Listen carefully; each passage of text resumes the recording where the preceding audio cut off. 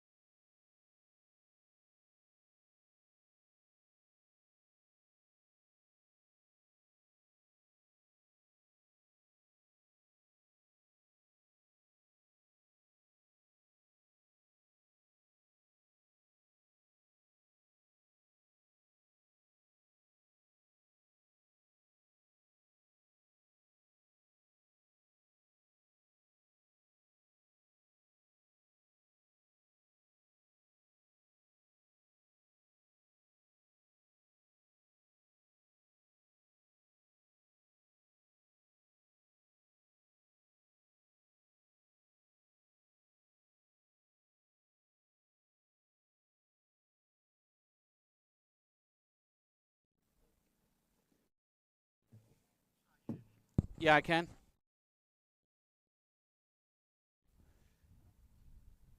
Mic check, 1, 2, 3. Mic check, 1, 2, 3, mic check. Okay. Does it block off the noise from outside, so anybody talking around us? Okay. Okay. Alrighty. So.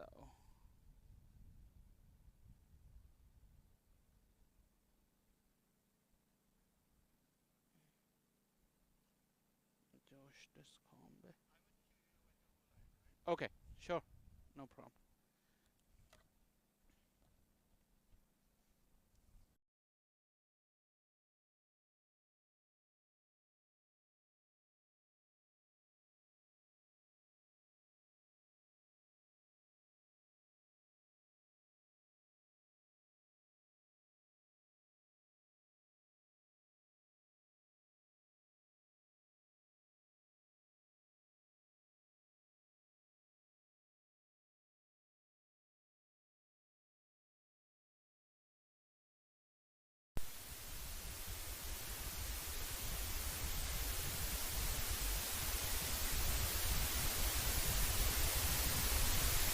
Team? This clash between Orlando Galaxy. So how Team, bat long. heads is the call, and it is heads. Galaxy has won the toss, and they have decided to bat first. Nasir, if you come over. Won the toss, decided to bat. Yes, sir. What's the thinking behind that? I mean, looks like a good pitch, and outfield looks fast. We just want to play our game, bat long, score a decent score, and put them under pressure. That's the goal. So how satisfied are you with your season? Currently only with 2 wins. Galaxy has won the toss, and they have decided, presented by Sunok. 2020. Carrie's got the coin? Oh, Carrie's got the coin. 2022 Toyota Minor League Cricket Championship presented by Sunoco, and the first weekend of cricket here in Atlanta. This clash between Orlando Galaxy and Atlanta Lightning. We got the 2 umpires here. Kerry Pierre has got the coin. Nasir will call. Kerry, you ready?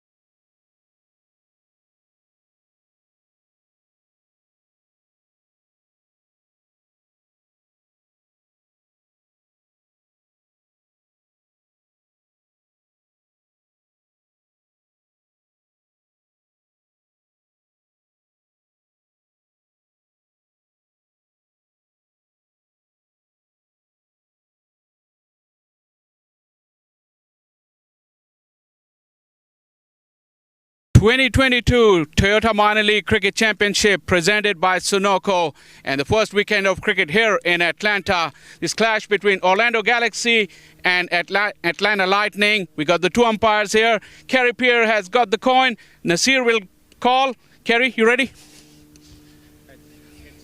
Heads is the call. And it is heads. Galaxy has won the toss and they have decided to bat first. Nasir, if you come over.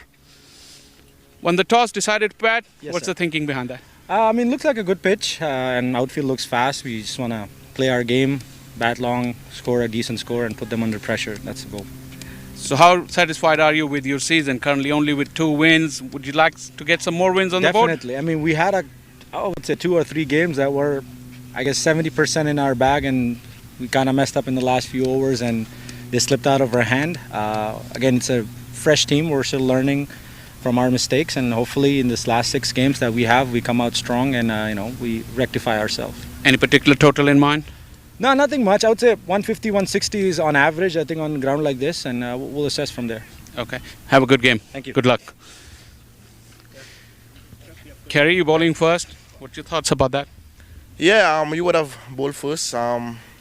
During the week there was a lot of rain, so I think it's good to bowl first, see how the wicketers play and try and restrict them for a decent score.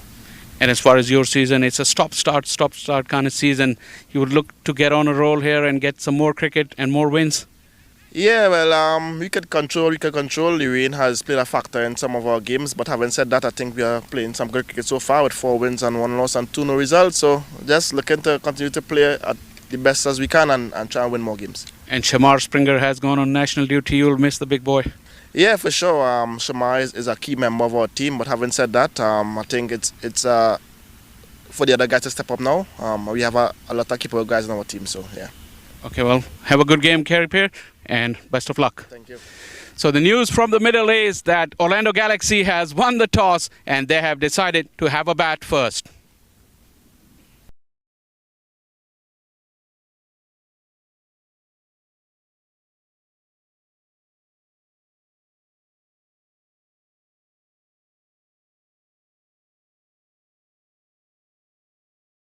Hello and a very warm welcome to the Atlanta cricket fields here in Atlanta, and we're all in readiness for the beginning of this clash between Orlando Galaxy and Atlanta Lightning. This is the first game here in Atlanta of this year's Toyota Minor League Championship, presented to you by Sunoco.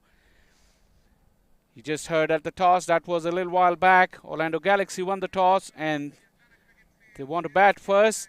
Interesting to hear from their skipper. Eyeing a total of 150, 160 here. Well, this ground is a very fast scoring ground, and on a day like this, I think they would need a little more than that, considering the strength and depth in the local Atlanta side, the Atlanta Lightning. Kerry Pierre skippering the team. They have some household names in this Atlanta Lightning lineup. Kerry Pierre, like I said, and then we have the likes of Carl Phillips, who's represented the USA. Sagar Patel has played for USA. They will be missing the services of Shamar Springer, though, who's been called into the national duty. Plays the call. First delivery onto the pads. That's the first boundary of the game. Very unconventional, but very, very effective. Wrong line from Carl Phillips onto the pads. Clearing his front leg was Patel. That's a good start for Galaxy. So far, just 2 wins in the season out of 8, with a couple of washouts as well. This is a big game for Orlando Galaxy.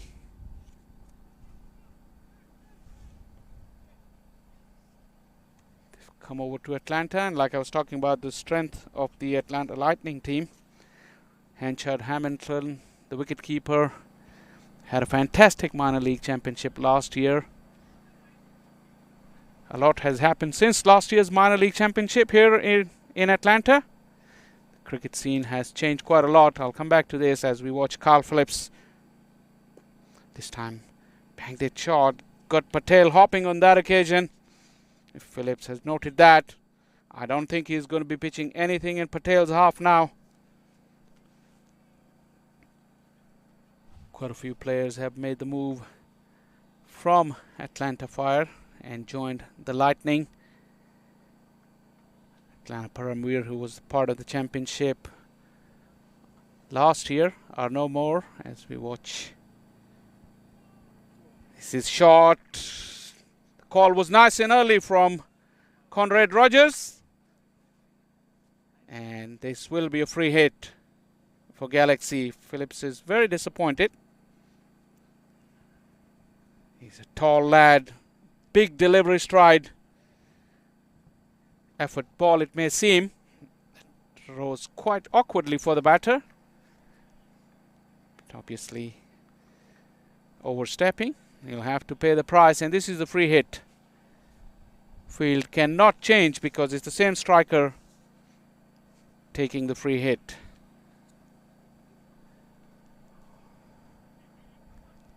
Square leg is back.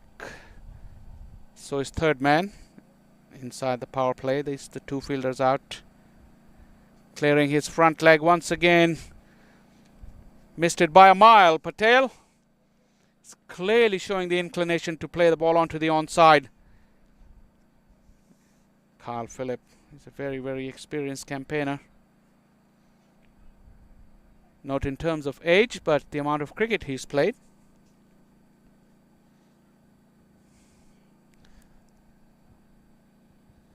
He's got a slip in place.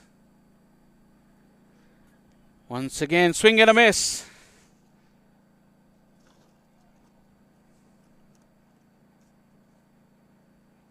Patel needs to watch that ball closely because once again, like the previous one, he missed it by a mile.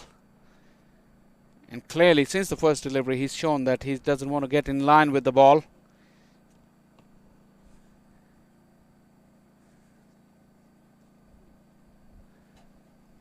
Carl Phillips, after that first delivery, has pulled his length back.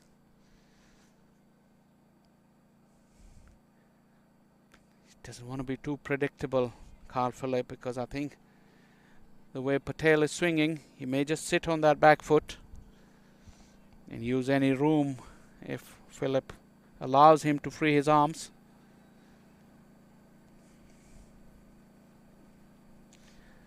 Swing and a miss, this time charging down the wicket. Excellent comeback from Carl Phillips after that boundary and the free hit. First over done, 5 for none.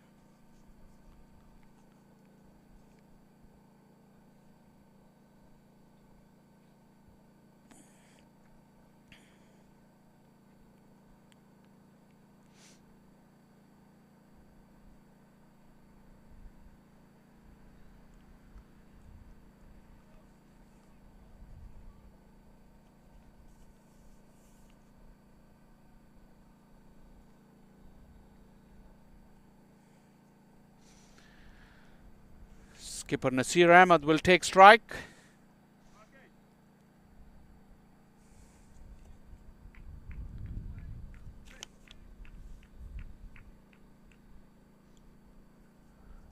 McNally from the commentary box and rather Lake End from the far end of the ground will start the proceedings.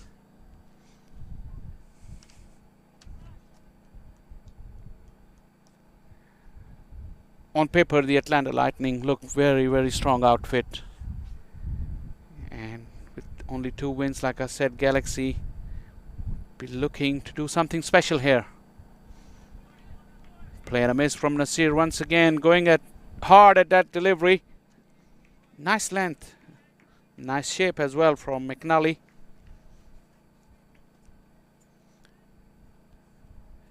This is another very popular name in the circuit here in Atlanta. McNally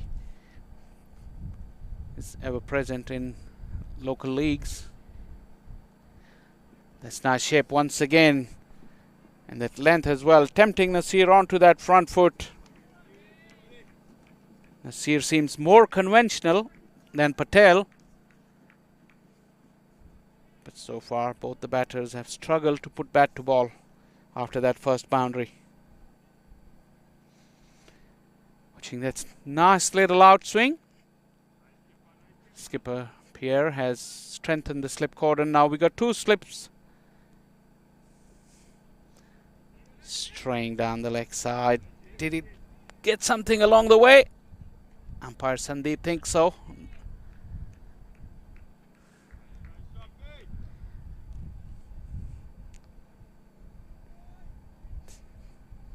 It does happen when a bowler tries to bowl the magic delivery, start the outswinger from the middle stump. Sometimes it never swings, carries on with the line. This one was drifting into the pads. Finally Nasir puts bat to ball and gets himself off the mark. This will be interesting because McNally is looking to pitch the ball up, and this is what Patel was looking for in the previous over as well. 2 slips in, third man, and the second sweeper is on the onside, deep square leg.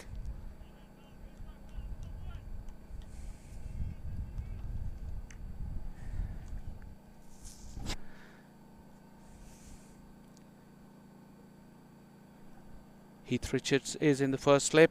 It looks like Sagar Patel is in the second slip. Both of these gentlemen may be in action.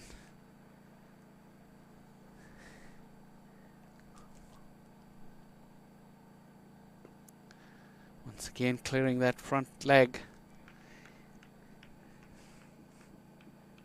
It looks like Patel has shown all his cards to the bowling team. Probably that's the only way he knows how to play.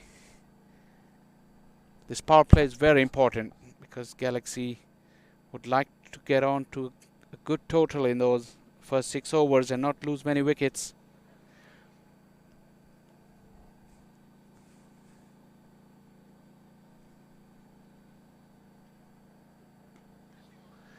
This one's in the air. Excellent save on third man. He's a very, very tall lad. Had a long way to get down to. Did it superbly. Carl Phillip giving his all in the field. That brings the second over to a close. 2 gone, 8 for none.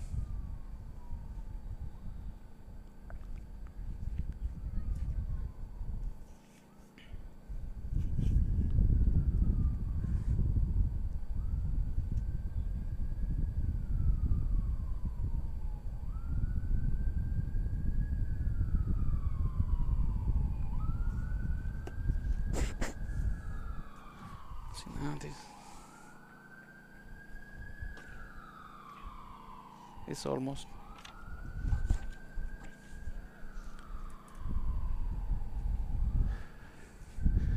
Eight for none, Orlando Galaxy.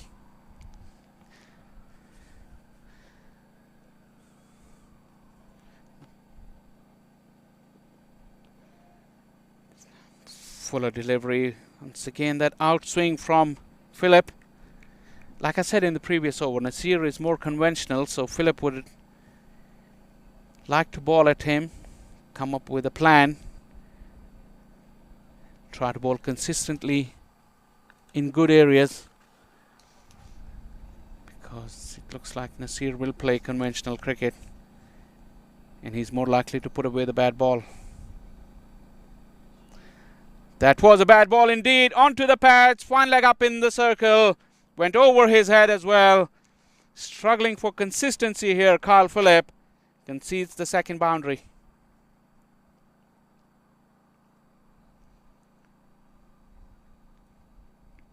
Watch it drifted drifting down onto the pads. Easy pickings there for Nasir, especially with your fine leg up in the ring. And there will be a ball hunt, as is often the case when the ball goes down in that area. It's a beautiful sunny day here in Atlanta. We had plenty of rain during the week, but today it's very nice. It's hot, but it's not as humid as it was in the previous days. Nice breeze will definitely help the players.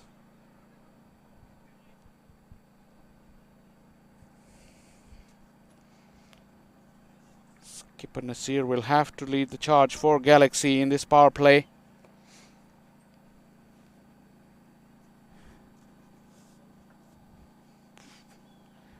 Tangerine Chandapal is another name to look forward to in this lineup of Galaxy.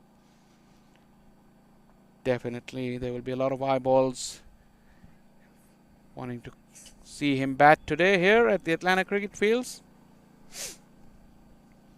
2022 Toyota Minor League Cricket Championship presented to you by Sunoco, the second edition of Minor League Cricket.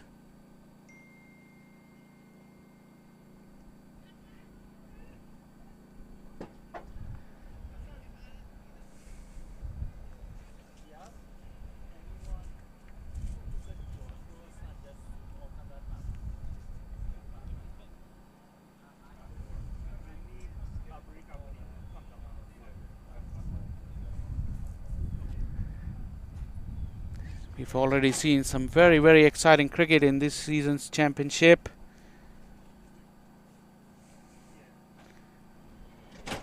Very well received and very well watched across the country. Obviously being possible by some wonderful support from Toyota, Sunoco, and Dafa News is the official sponsor of the tournament. We do thank all the sponsors very much for making this possible, along with plenty of other local sponsorships at each venue here at the Atlanta Cricket Field, which is the home field for Atlanta Lightning and Atlanta Fire. Atlanta Fire will be in action tomorrow here. That is an early start. That will be a 10 o'clock start in the morning. Can catch all this action today and tomorrow and the rest of the championship on the social media channels of Minor League, the YouTube Minor League Network, Twitter at MILC Cricket, Facebook MILC USA, and Instagram MILC USA. Resumption of action. Once again pulling that length back, Kyle Phillip. So far, because of his extra height, he's been able to get that bounce. But like I was saying, after that boundary on the second delivery, he's struggled for consistency. When he's bowled back of a length, he's looked difficult to get away.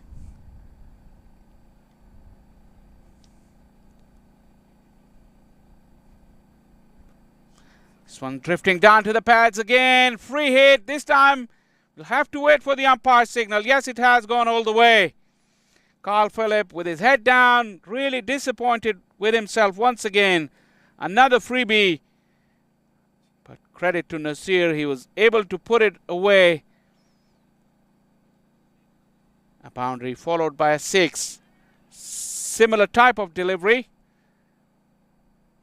Angling onto the pads, and this time Nasir got inside the line and just helped it on its way. And the wind took it all the way over the fence.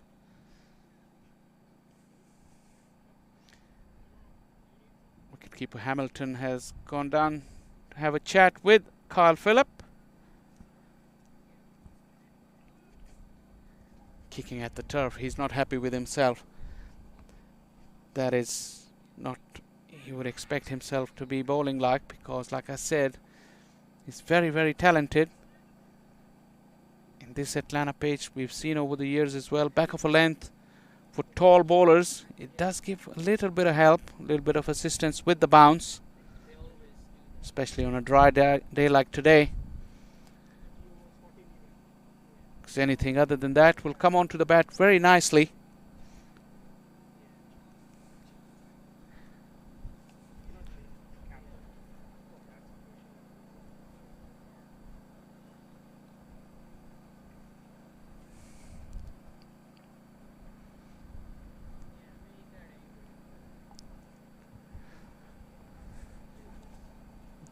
This will be a problem here. That side of the ground is quite thick. Like I said, it has rained a lot in the recent weeks here.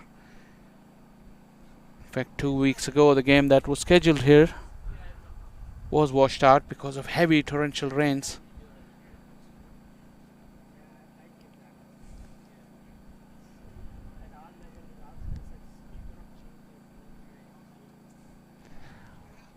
A lot of work goes on to get these games of cricket possible on fields like this. There's a lot of volunteers. They do the setup for each of these games.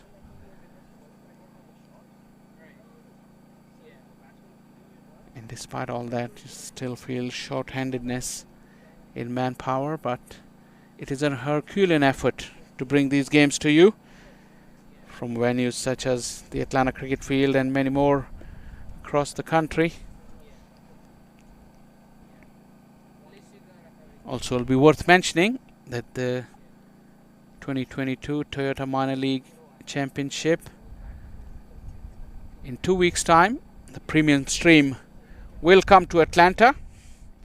As we watch the highlights so far, pretty similar deliveries that were punished from Kyle Phillip. The first delivery of the match, Patel was able to put a leg stump half volley away, as the ball has been retrieved in the meantime.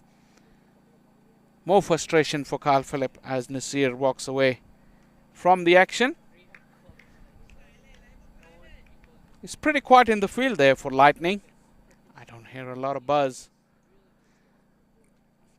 His slip has been taken out now. Heath Richards. It's been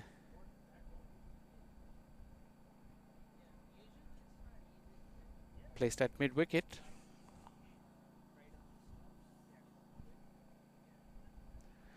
That's better. That's better. You got to string a few deliveries in the same areas. Kyle Phillip. And I'm sure it's not because he's not trying, but this is the nature of the game. It's the rhythm. Fast bowlers rely heavily on rhythm. Sometimes it's very inexplicable. Swing and a miss from Nasir. Not many runs have come through the offside in this innings. 3 overs gone, 18 for none. 1, 2, 3.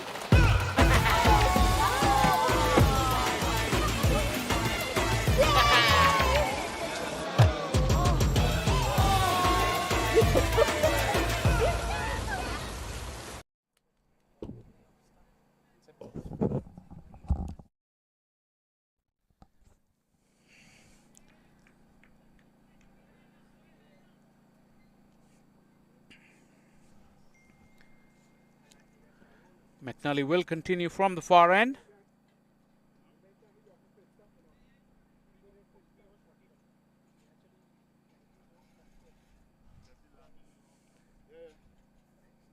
Good to see that skipper is still persisting with the slip, because McNally did bowl good areas in the channel with that shape as well. Big swing off the thick outside half of the bat. It has plugged, but will have enough legs to cross over the fence. Another agricultural blow from Patel, but he will take the boundary.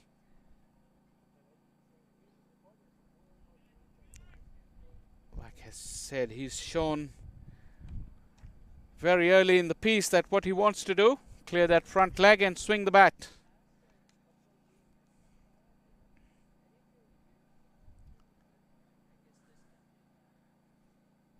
Shouldn't perturb McNally though.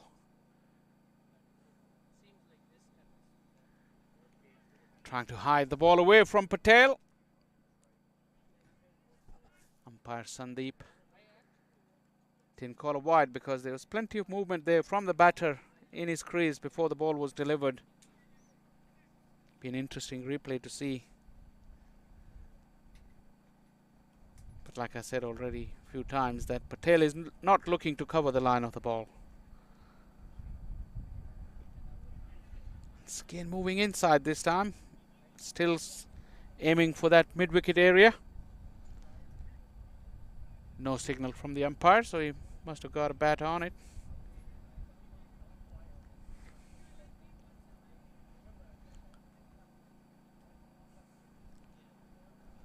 Batters like Patel can really frustrate good bowlers because you just cannot plan against a player like him.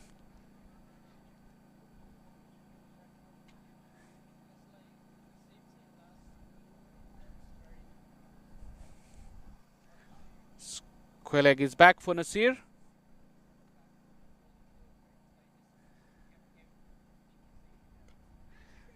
This is off the edge, over the head of Carl Phillip. For a moment it looked like it was heading straight to him, but went right over his head.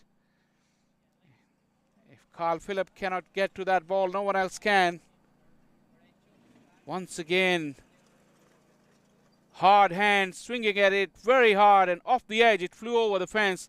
McNally is not expressed, but like I said, in this pitch the ball comes onto the bat very nicely, and even the edge went over the fence. Seeing strokes like this, Nasir will quickly have to adjust his 150 target, because he would know by now that 150 would not be enough on this pitch. Off to a good start, the Galaxy.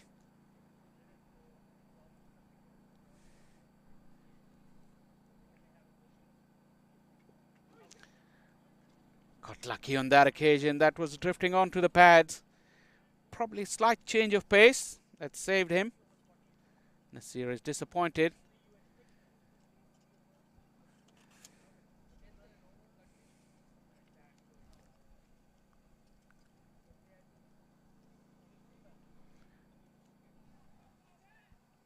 Hitting on to the onside. Will be a hit against the wind. He has to be careful on that, Nasir.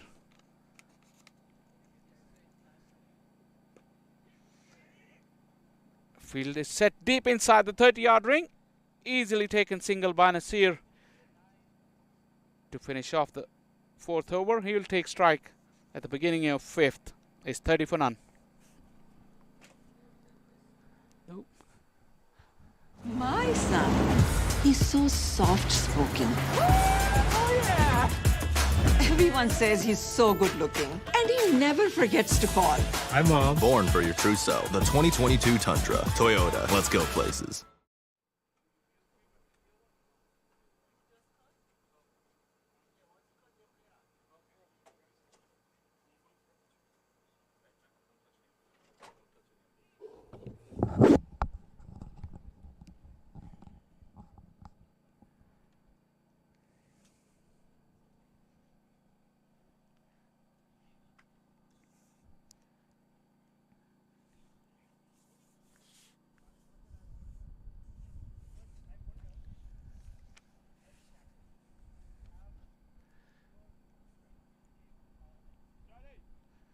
Skipper Kerry Peer will take up the attack inside the power play.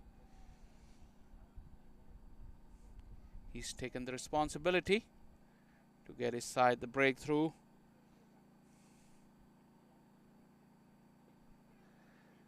Quicker through the air. The length wasn't there that Nasir was looking for. He's got to be careful here.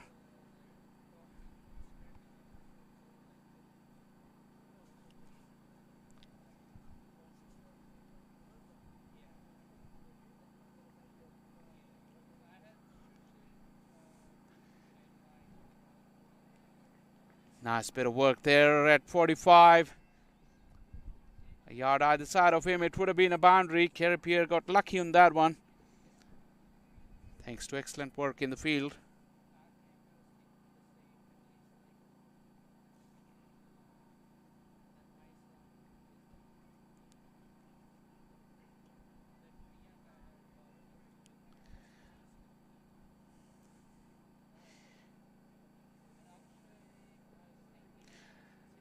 Little bit of turn off the leading edge.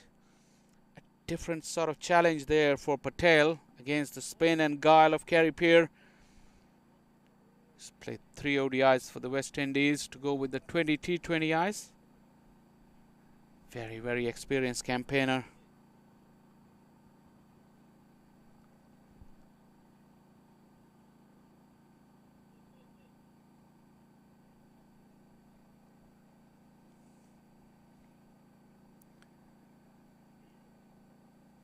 Nice high arm action. That little gather at the crease as well allows him to focus on his target. Releases the ball from his maximum height. That is also an advantage. Is featured in CPL as well. Hails from Trinidad and Tobago in the Caribbean. Trinbago Knight Riders is one of his teams. His shot got underneath it. The wind will carry it to the fielder. And that is the first breakthrough. The skipper leading from the front. He's dried up the scoring in this over. And Nasir Ahmed, who's really looking good, has perished in the cause trying to get quick runs in the power play. The experience of Kerry Peer and his guile, too much for Nasir. Got onto him very quickly. He didn't have that time to free his arms and get the elevation and the distance. In the end, hit it straight down the throat of mid-wicket. Nasir gone for 20. The Galaxy 32 for 1.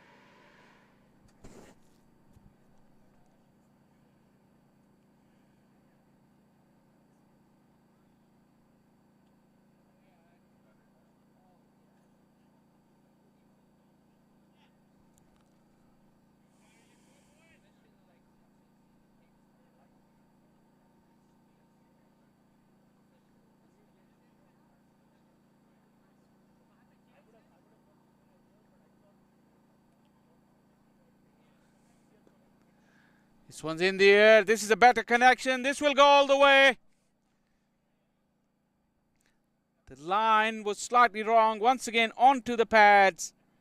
And picked up very, very nicely there. That angle of left arm around the wicket kept coming in. Just got underneath it. This time the length was there to work with. And a connection that took the ball over the fence. First maximum for Patel. Kerry Peer's first over went for 8. After 5, 38 for 1.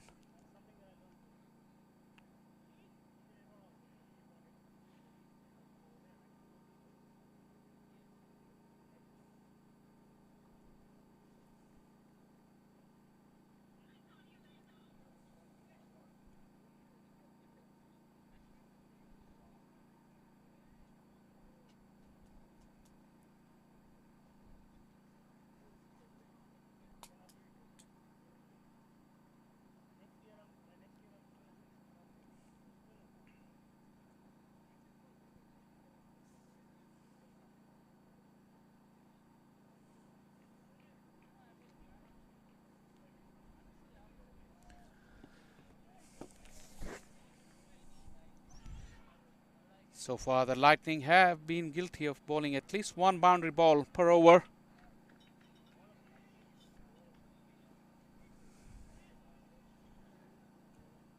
Chandapal off the mark.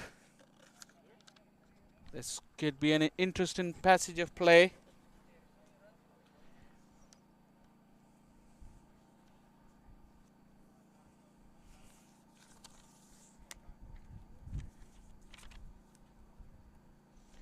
Siddharth Mathani, the off spinner, bowling from the far end.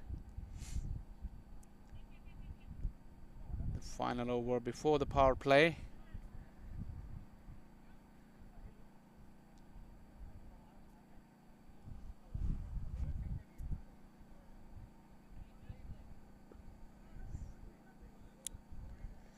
Still only 2 fielders allowed outside the 30-yard ring. They're both on the onside.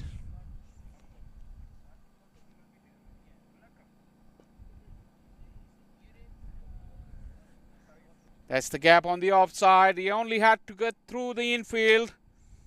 Flighted delivery. Plenty of loop on it, but was too full. And Patel started to look more and more comfortable against spin. See that once again he's not looking to get in line, clearing that front leg, but there was massive gap on that offside field, which he found. Now going around the wicket, looking to tuck him up and not give him that room to free his arms through the offside.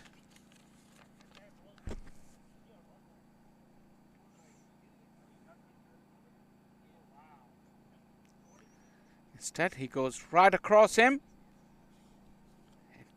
Too wide. Indifferent start there from Siddharth.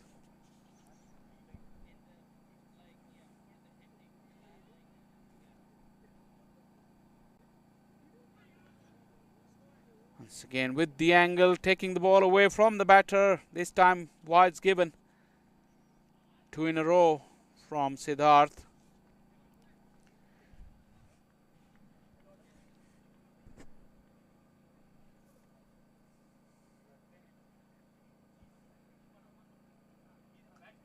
Goes for the switch hit. The idea was right, but the execution wasn't. Not a bad option at all. He had the line to work with, but he couldn't make a good connection. Change of angle once again from Siddharth.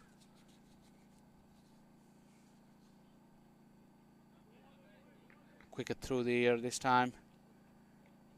Henchad Hamilton. Very, very neat customer behind the stumps.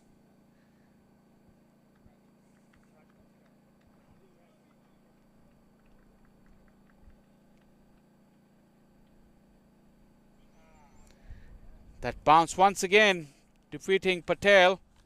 Good finish to the over there from Siddharth. 7 of the over. Power play gone. Orlando Galaxy after the first 6 overs, 45 for 1.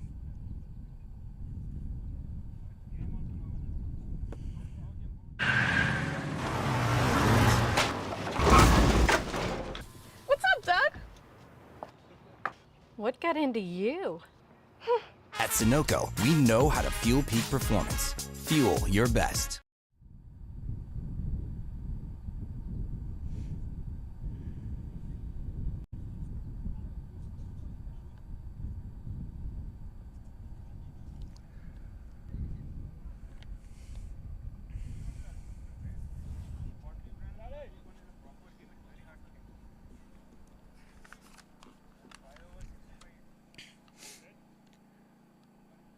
.45 for 1 is a good start there in the power play for Orlando Galaxy.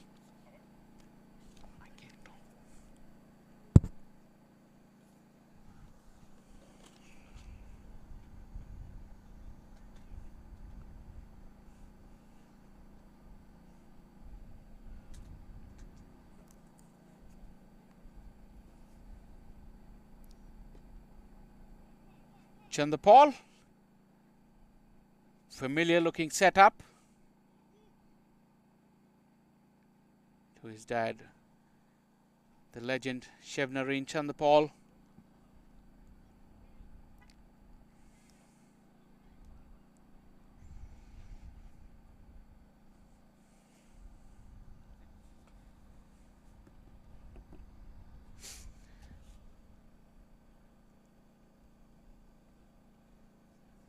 Be interesting what kind of approach Patel will have after the power play. I don't think he's going to change much. But now the field is set. 3 sweepers on the onside. It's a long off back there as well.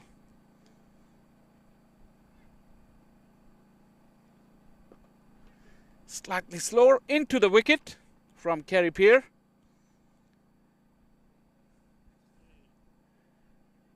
He's expecting Patel to rush into his shot. But now that he's well set, he was able to adjust.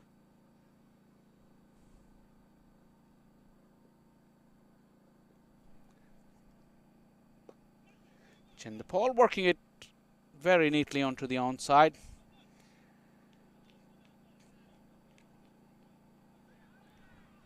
Patel would have to run well with Chandapal, because earlier on I think he will try to put the ball into the gaps and run hard and just put the bad ball away if it comes along.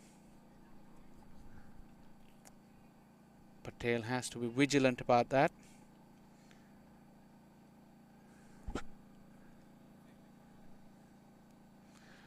Looking at that onside field, that's his area. Once again into the pitch, slow, clever piece of bowling. Although the field is well set and well back, but he wasn't hurrying for the second. Kerry Peer is really playing with the patience of Patel now. See how long Patel can resist. Pace an offer for Chandapal, but couldn't find the gap. It's been an excellent over so far from Kerry Peer. He's mixed his pace very nicely, bowling slower into the pitch to Patel and slightly quicker to Chandapal. Exactly the same once again. A dot to finish off the over. 7 overs gone. 49 for 1. Took that last corner pretty quick. Sir, I need one hand on the roof, one hand on the pump. Timeout for Sunoco Go Rewards. Keep pumping. With new Sunoco Go Rewards, when you fuel, you save, because rewards come first.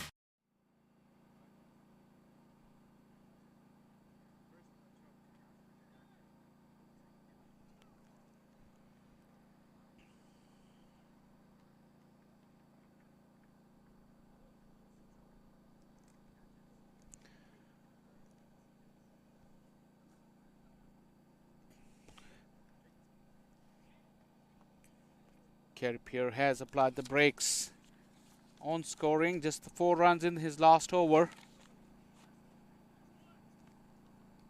Like I said, Patel, he's been there from the beginning. Look at his score of 23 of 21. It seems all those 21 deliveries, it's been short a ball from him. But the spinners have been able to slow him down a little bit and play with his patience. In partnership with Chandapal, though, he'd have to make sure there's not many dots. Good rotation of the strike in the middle part of the innings. They've got wickets in hand. They've got a platform.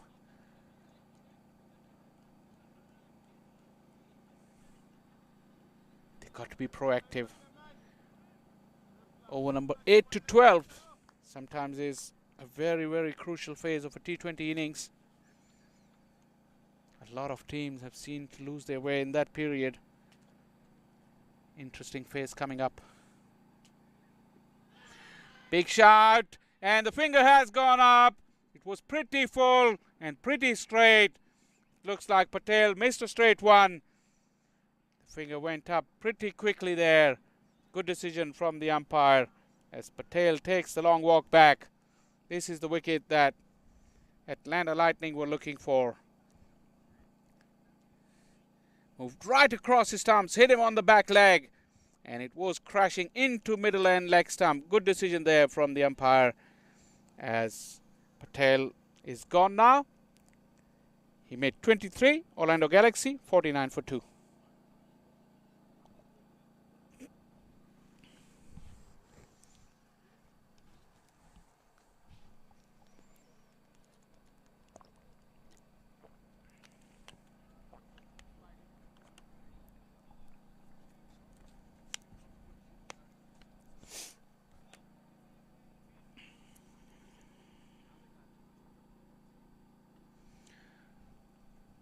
Hardik Desai is the new man in. So I was about to say at the beginning of this over that over number 8 to 12 is key phase of a T20 innings. You can really get that platform in the power play and build on it, or you can lose your way with quick wickets.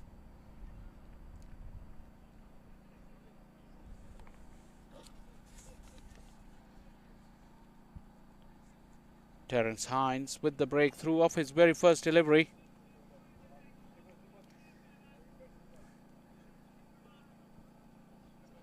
He's not express, medium pace.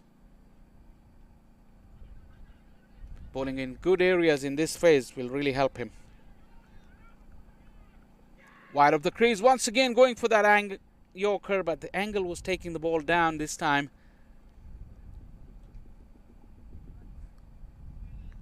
Very clear from Hines. He's attacking the stumps, looking to bowl full and straight.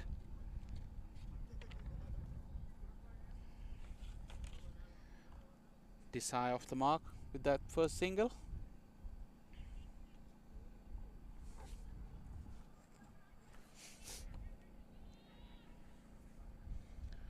Like I said, Hines could benefit from bowling in good areas with the field set as it is after the power play, with plenty of protection. He can really put the squeeze on here to relatively new batters in the middle. Chanderpaul with only 5 deliveries and Desai just the one. Change of pace, slight misunderstanding, a direct hit, and he was gone for all money. Real bad mix-up between the two. Chanderpaul played it with soft hands and he was running as soon as he hit the ball. And when he looked up, his partner wasn't coming. Throw from backward point. Only a stump and a half to aim at. He missed it. Looks like Sagar Patel there, patrolling that backward point area. Lucky for Chanderpaul and Galaxy.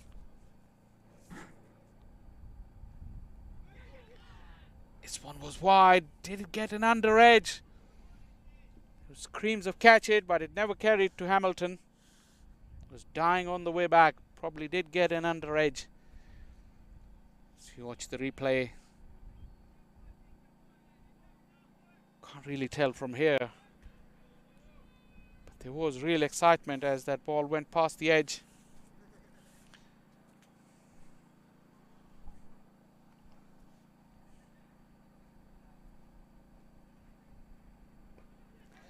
Width on offer on that occasion. Allowed Chanderpaul to free his arms. Wonderful effort there on the boundary line. This is superb stuff from Atlanta Lightning. If ground fielding has been very good when called upon. The second time a boundary has been saved in that area. Earlier when the right-hander was batting, Kyle Phillip did that. Just to the right of our commentary box and now to the left of our box. 50 has been brought up for Galaxy though. The going has been slow since the power play. Slow delivery. The call was very loud on that occasion from Desai. He made sure Chanderpaul heard it. Good over from Hines. Just 3 of it. 52 for 2.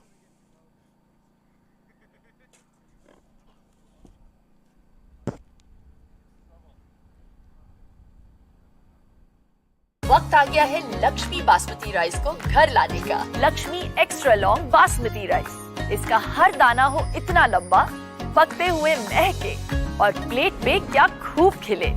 हाँ, मेरे घर लाने का। 3, 4.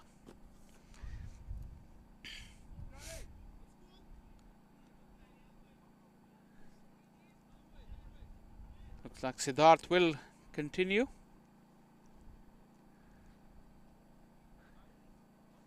Change of end for him. He's replacing his skipper.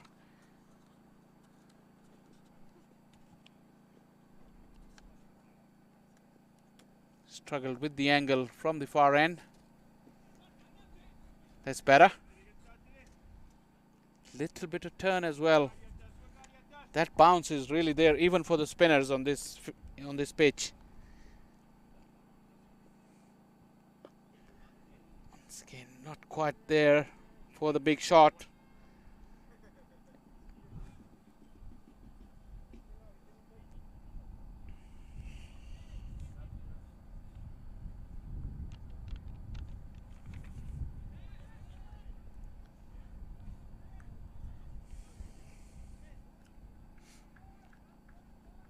That platform that was built in the power play. It's really, the innings is going nowhere in the last 2 overs. Still, they got plenty of time. Chandapal will do that. The game plan has to be very clear after over or 2 of consolidation. Chandapal be allowed to play the way he wants to, and the big shots need to come from the other end to complement the partnership, because partnership is the key here.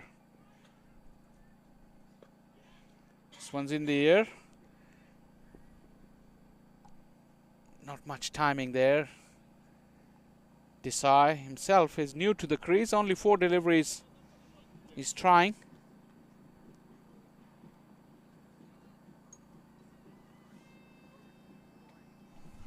But at the moment, run scoring is reduced to singles.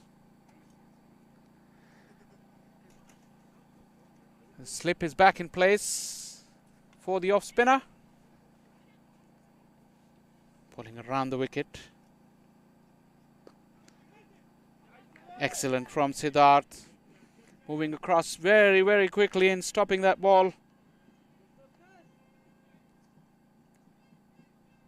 Chandapal likes to rotate the strike. He doesn't like dot balls. So that's good from Siddharth. Big shout! Look, very, very close on the angle. Did it straighten a little to challenge the stumps. It'll be very, very interesting replay. But clearly defeated Chandapal in flight. It looked like it hit the back leg. Was very close. On another day, could easily have gone against Chandapal.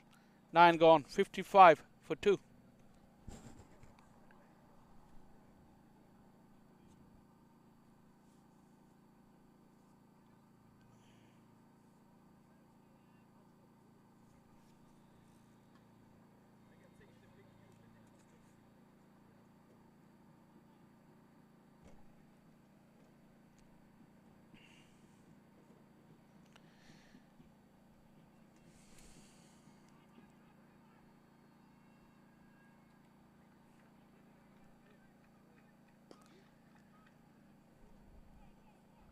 Again, those hard lengths, looking for 2.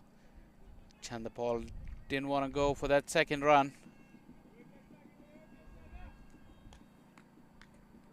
The innings has really stuttered here in the last few overs. But the important thing is the partnership needs to continue. Because with this slow passage of play in the last 3 overs, now they can ill afford to lose a wicket as well. That will really make things worse for Galaxy.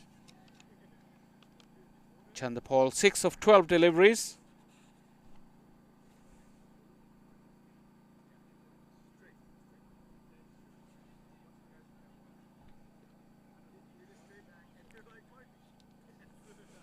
This is good from Hines.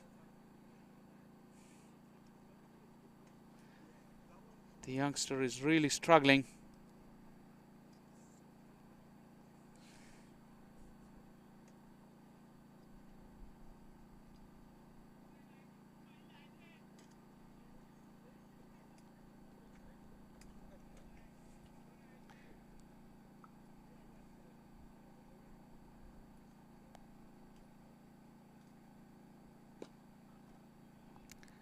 Low full toss.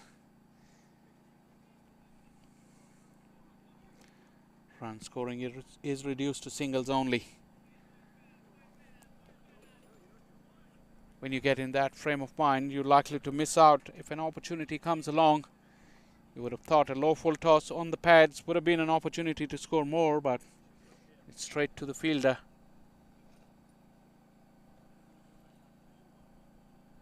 Really digging themselves a hole here, the Galaxy batters. With on offer, this time he's allowed to free his arms.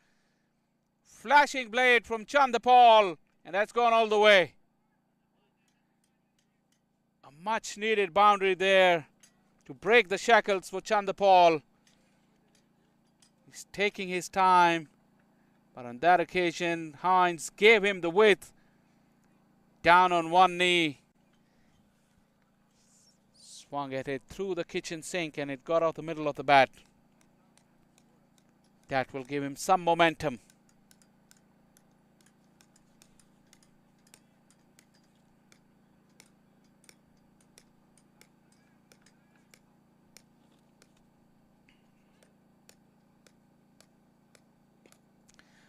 Similar looking stroke. This time wasn't as wide, and it didn't get as much distance on it, but one bounce over the fence. This will do very, very nicely for Chandapal, because he's taking Hines to task now.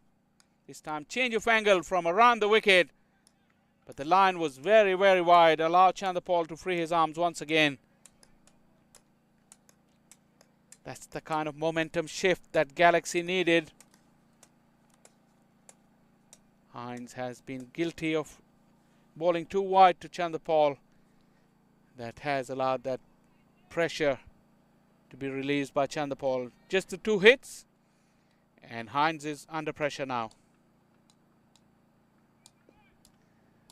Slow delivery, good comeback. A dot to finish off the 10th over at the halfway stage. Orlando Galaxy 68 for 2. 1, 2, 3.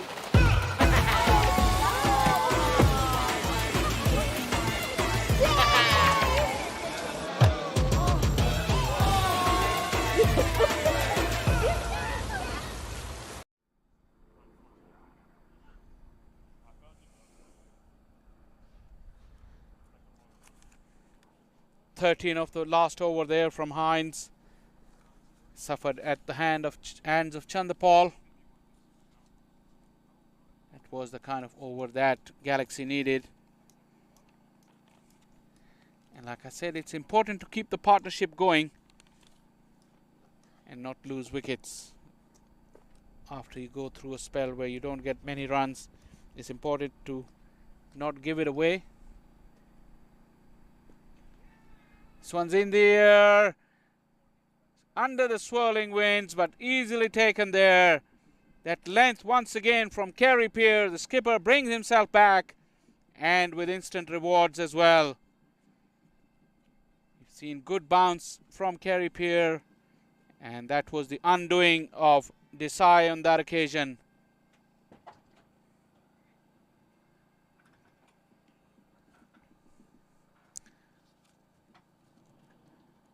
Nice little partnership building, but Desai has now been dismissed for 5. Galaxy 68 for 3.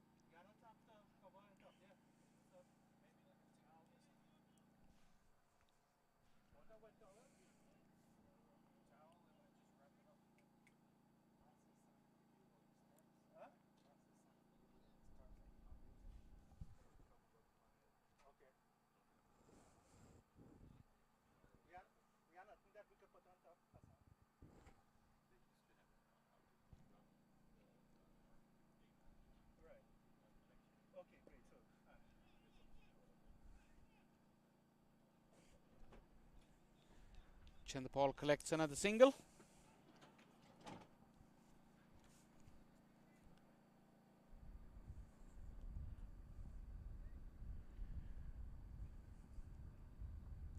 Rohit Dachin is the new batter.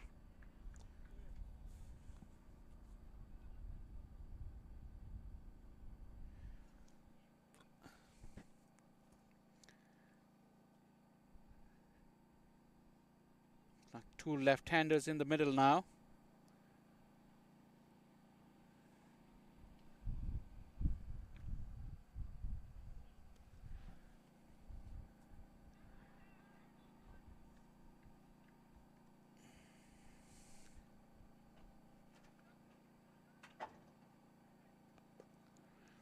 A real teaser there, the first delivery from Carey Pear. He really threw it up in the air, challenging Dachin to go for it.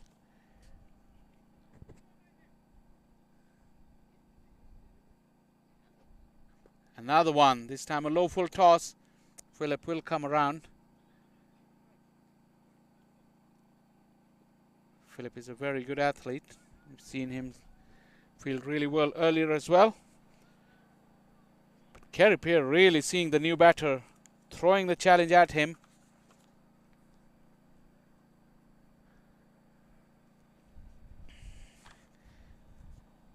Be interesting how Chandapal will approach, because he's lost his partner in the previous over.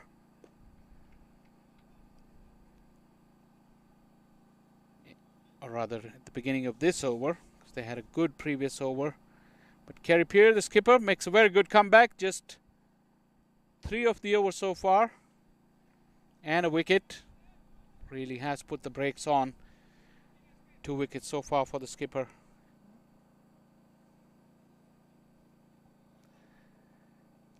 Short and wide. You would have thought Dachin had the opportunity, but that extra bounce really defeated his intent. 11 gone, 71 for 3.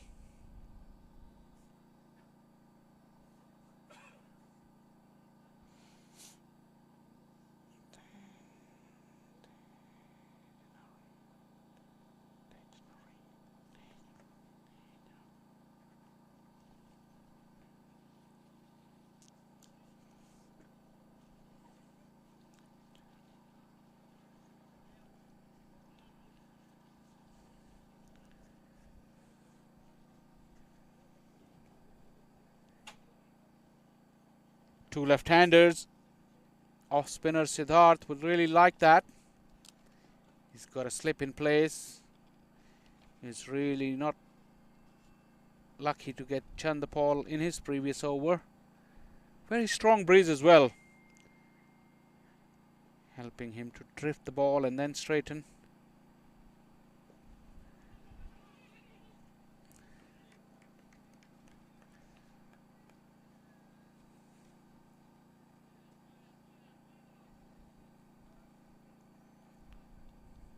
A lot of responsibility on young shoulders of Chandapal. Very, very good education for him, I think. This one once again straightening down the line. A little bit of turn there for Siddharth. He's found his feet in the second and third over. Remember, he bowled the first over from the far end, where he's bowling now, and really struggled with his line. Not now. Bowled a very good second over, and seems to have got his bearings right now in the third over as well. Of course, the two left-handers do help, because he can settle into one line. Dachin has only just arrived at the crease, just 3 deliveries.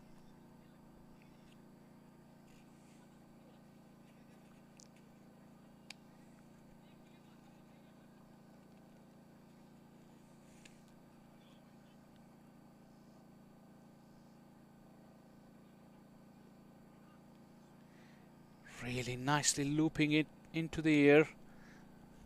Slightly too straight on that occasion, but he's got his flight back. He's got the confidence up now to throw the ball and challenge the new batter, mixing it up very nicely against Chandapal.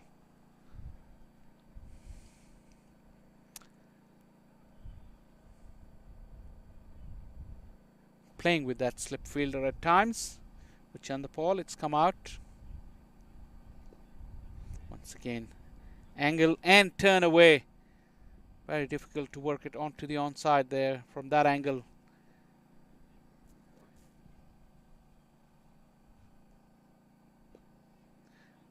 This time he's hit it into the gap. Try to put the pressure on, but a clean pickup and a strong return. Really good work in the field there for the Lightning. Another good over from Siddharth. Only 3 of the over. 74 for 3. My son, he's so soft-spoken. Everyone says he's so good-looking, and he never forgets to call. Hi, Mom. Born for your true self. The 2022 Tundra. Toyota. Let's go places. 2022 Toyota Minor League Cricket Championship presented by Sunoco. Second edition of Minor League Cricket. And the first weekend of cricket here in Atlanta. Orlando Galaxy like their season. This has been a stop-start kind of innings. Every time they've looked to gain some momentum, they've lost a wicket.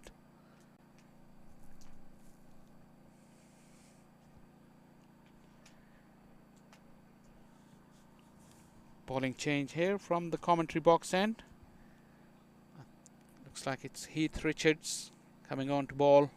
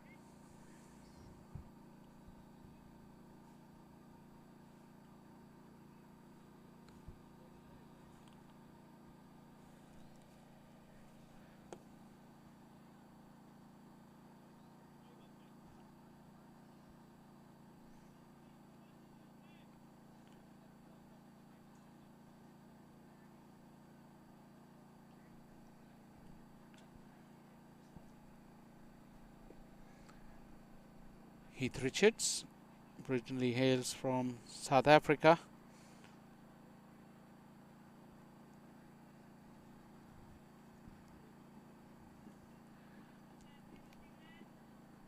Medium pace. He's got a little bit of first class and list A experience. Also a handful of T20 games as well for him.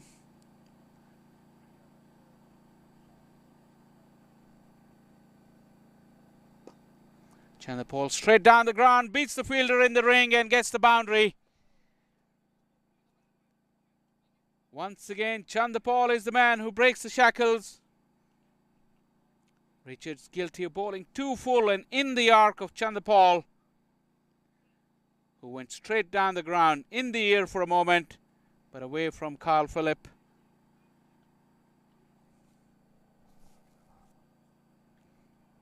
Chandapal is the key here for the Galaxy.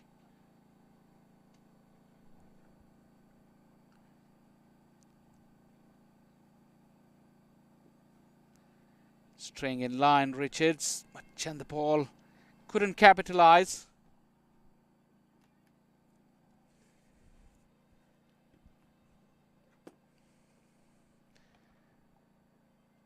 Another run to the extras.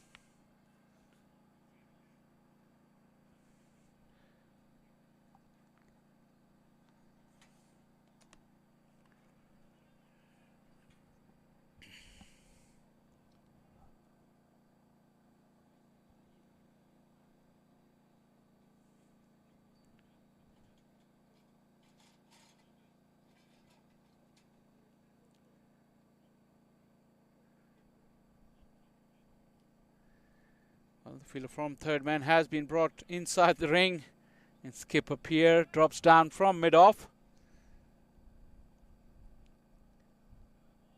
Reluctantly coming back to long off. But Heath Richards wants his fielders exactly where he wants them.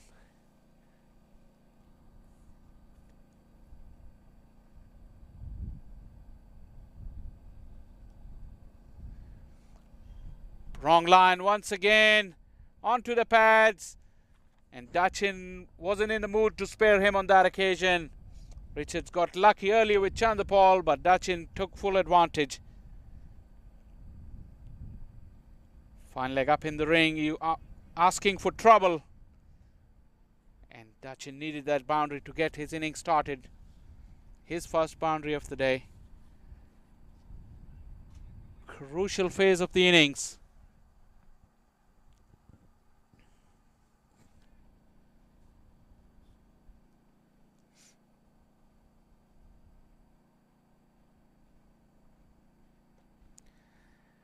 Cross the line. An agricultural hoik, but mighty effective. This time off a length, he got underneath it. Solid enough connection to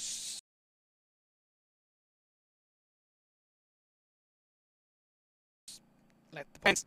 You might say it was pretty, but Richards wouldn't like that go against his neck. One that Galaxy really needed. 91 for 3.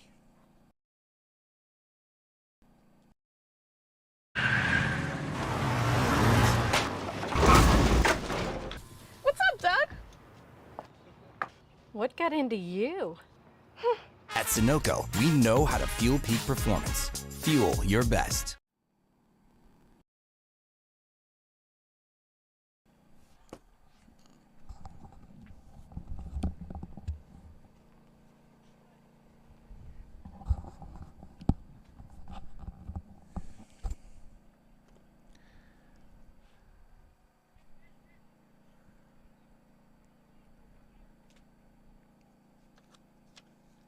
Thirteen overs gone.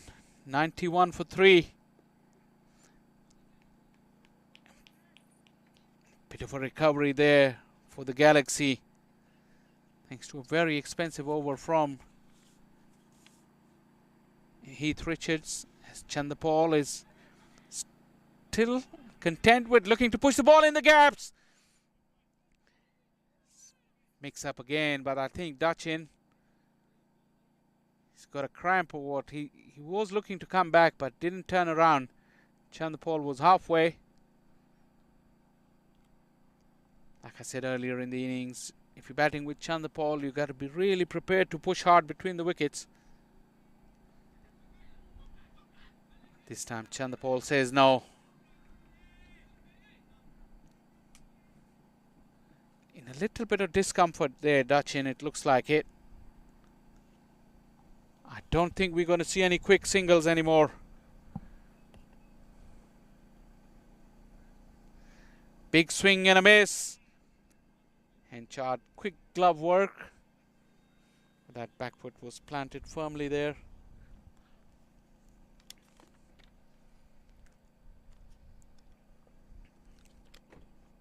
I think Dachin has decided that he's not going to hang around.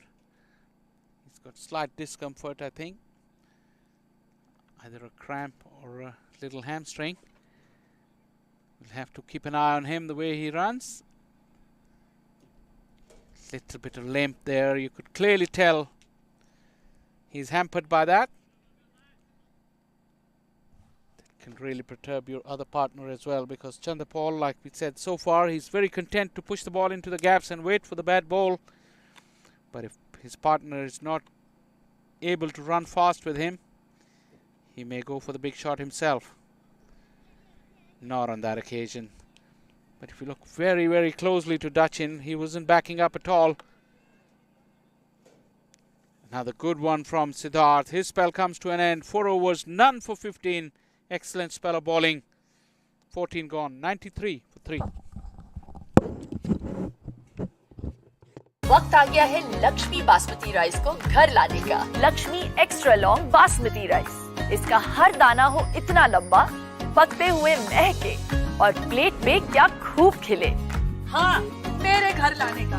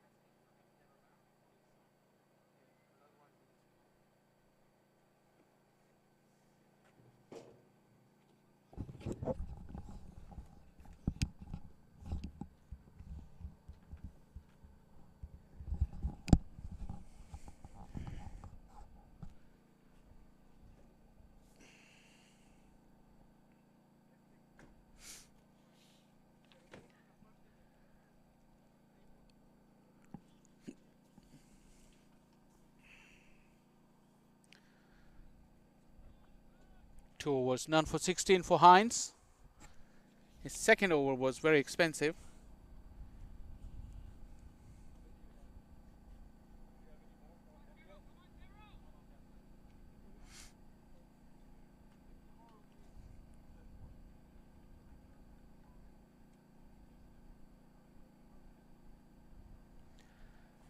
Slight hold up in play. I can't think any reason for that. But everybody's taken their positions now.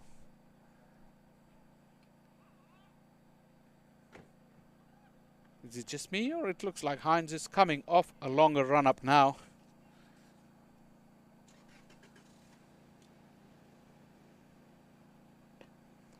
Full toss wide. Dutchin would really be disappointed with that. That had a boundary written all over it. Especially if you're hampered with your running, you should be able to make full use of these kind of opportunities. Dutchin, 15 of 11 deliveries.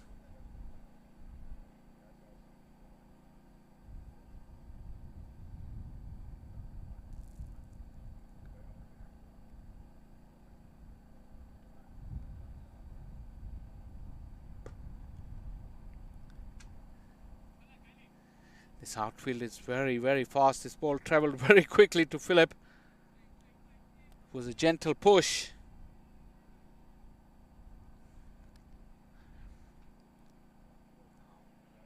If we go back to the toss where Nasir was mentioning about 150, 160, I think Galaxy is on course for that. But having seen plenty of cricket on this field last year as well in the minor league, this is a very, very fast scoring ground, especially on a dry day like today. The pitch really is true. As this one, once again, width on offer. This time Dutchin made full use of it. Right arm over the wicket angle, provided him with the width, and it was too full as well. Got underneath it. Great use of that bottom hand. Look at the way bat goes through the ball, almost slicing it through, and that gave it the elevation and the distance.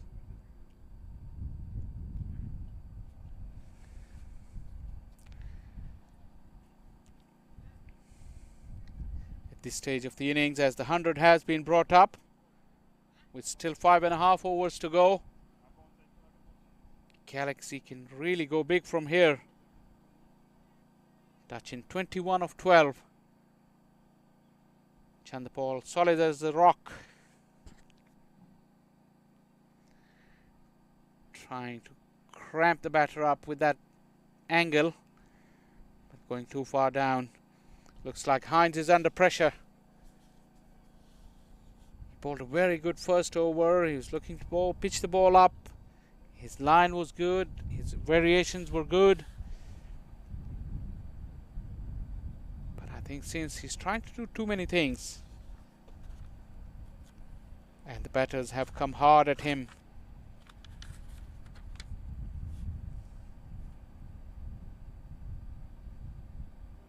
That's the variation I was talking about. Excellent slow delivery.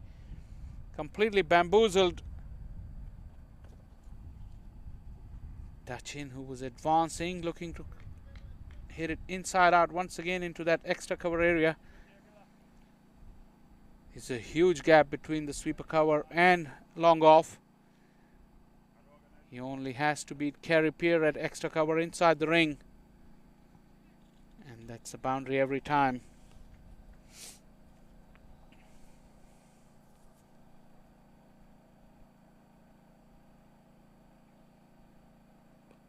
Another slow delivery.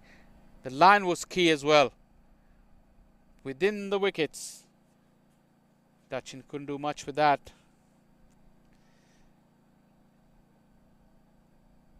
It's a good comeback on the last two deliveries there from Hines. He'll be looking to get out of the over rather cheaply.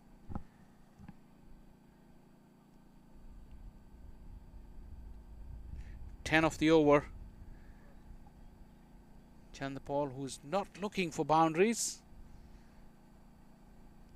Hines needs to keep things simple against him.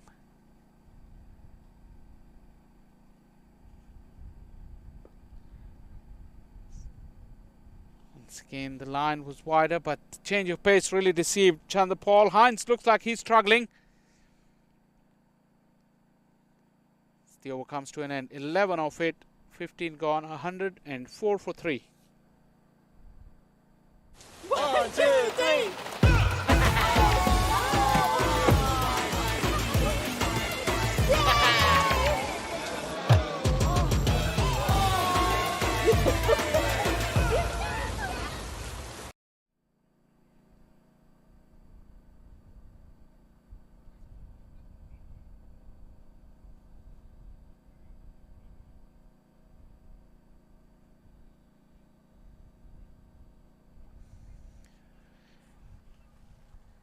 Just the 5 overs to go.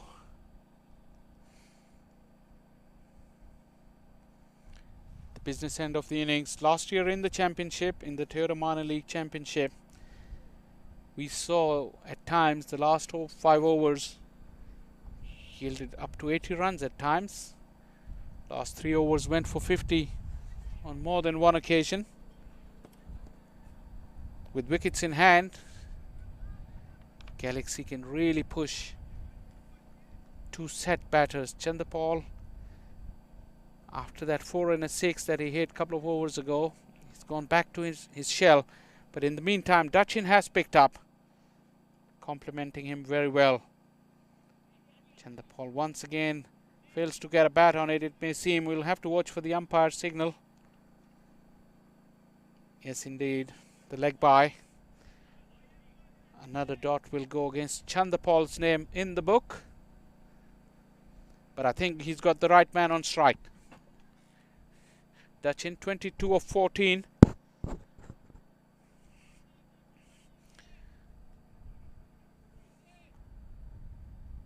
Other than Phillip, none of these quicks from Atlanta Lightning have lightning pace. That is very ambitious. Very, very ambitious. It was full, but clearly pitched outside the leg stump.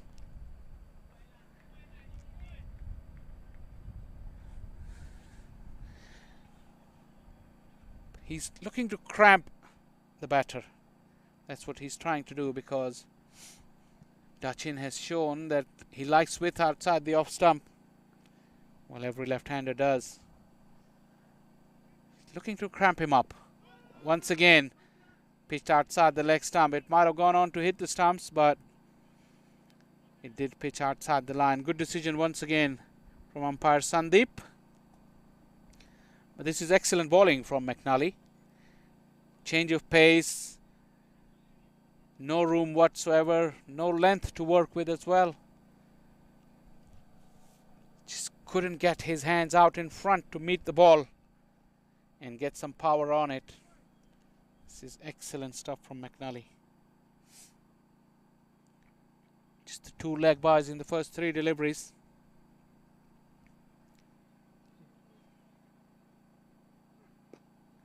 Low full toss.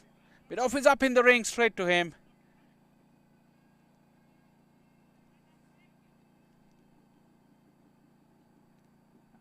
A boundary every over from here on in will be the minimum that Orlando Galaxy will be looking at. So any over that goes by without a boundary, I think that Atlanta Lightning would think that they've done well.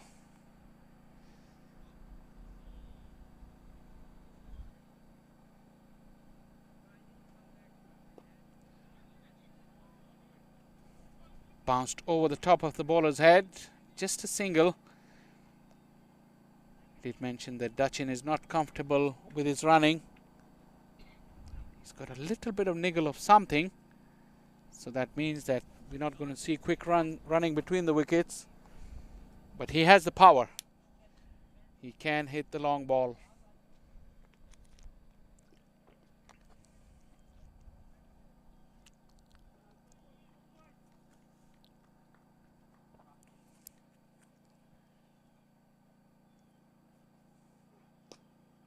Pace on the ball, straight to mid-off. He got the body behind the the line of the ball. This is excellent cricket because this outfield is pretty bouncy. You have to put your body on the line, and Kerry Pierre has done just that. Excellent over from McNally. 16 gone, 109 for 3. My son, he's so soft-spoken. Oh, yeah. Everyone says he's so good-looking, and he never forgets to call. Hi, Mom. Born for your true self. The 2022 Tundra. Toyota. Let's go places.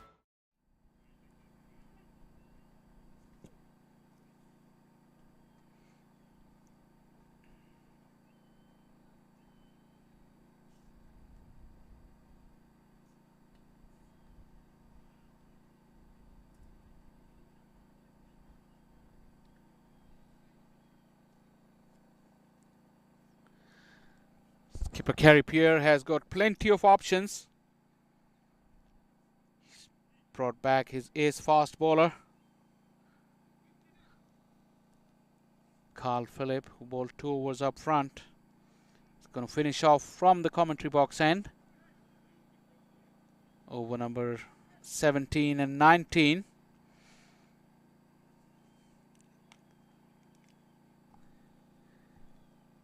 Skipper Pierre himself has got 1 over left.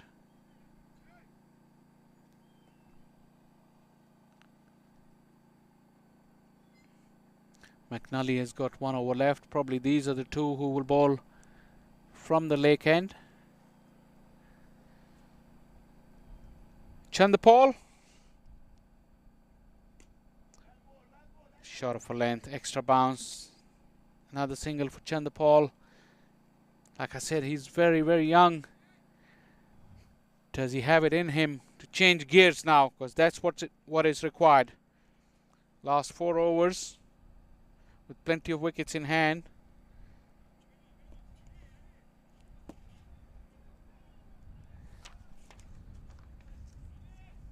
Like I said in the previous over that Galaxy would like at least 1 boundary per over. They didn't get any in the previous over.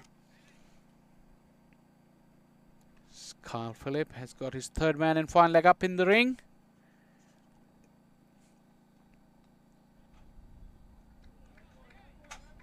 Back of a length, not very comfortable looking Dutchin.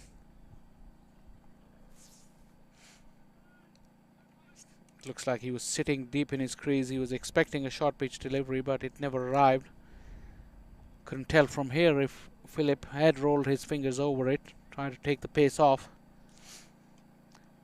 But does it suggest that he would try to bowl into the wicket at this late stage in the innings? That was indeed the case. This time pace on.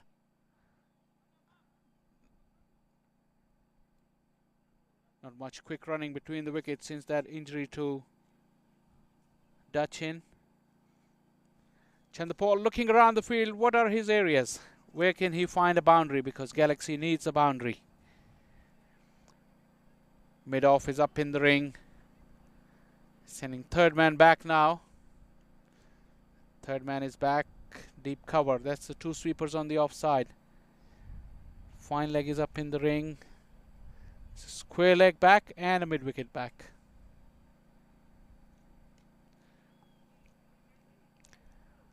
That's the square leg fielder into action straight away. I think Kerry Pierre has worked it out very nicely. Chandapal, strike rate not yet even a runner ball at this stage. When he hit that boundary 4 and a 6, he was scoring at more than a runner ball, so he's really faltered in the last 3 overs. In the air, won't carry to the sweeper there. I don't think the Atlanta Lightning will mind those singles. Just 4 singles of 5 deliveries. And the tactics is very clear that Dutchin is not going to get anything in his half.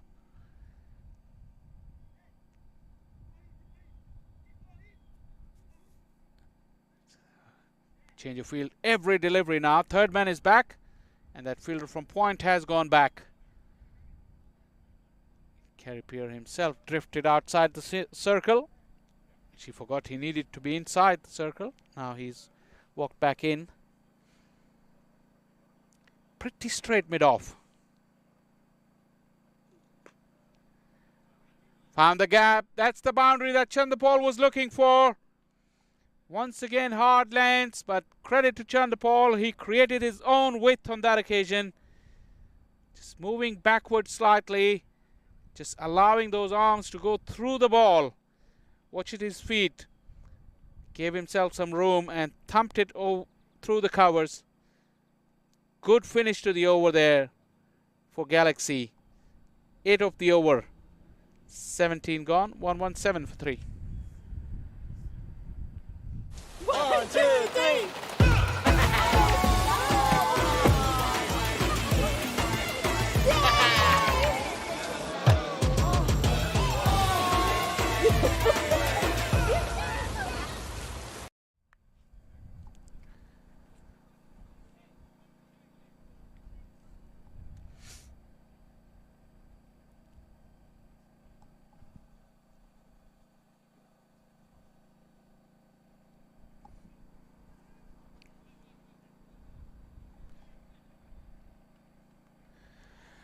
Three overs to go.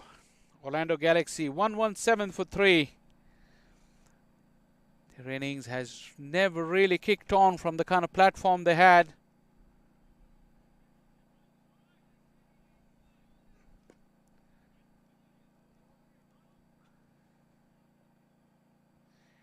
Interesting choice there from the skipper.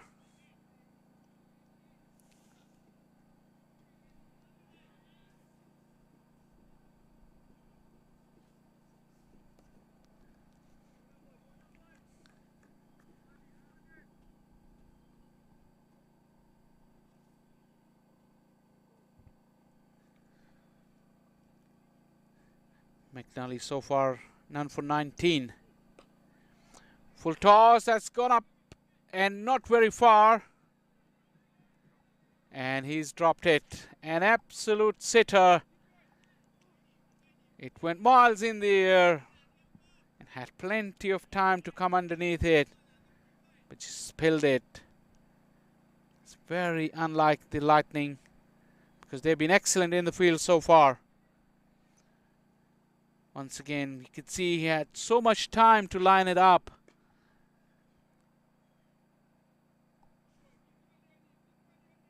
But McNally has bowled magnificently today.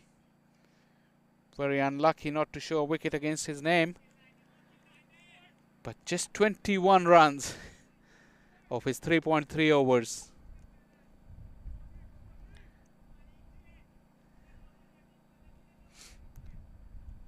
Chandapal at an even runner ball, 38 of 38 deliveries. Another big swing. Couldn't beat the infield. A dot ball is precious at this stage of the innings.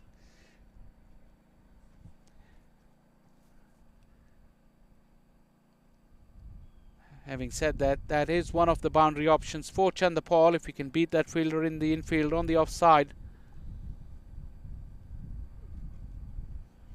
This time full toss, angling onto the pads, worked away very, very neatly. And that has gone all the way. Just a good use of the angle. Right arm around the wicket. Just moved slightly inside the line of the ball, using the pace of McNally. Hit the sweet spot of the willow. Inching in on that 50 Chandapal. Six shy at this stage. Clever bit of footwork once again, trying to move inside the line of the ball, and that flick of the wrist towards the end really carried the ball over the fence.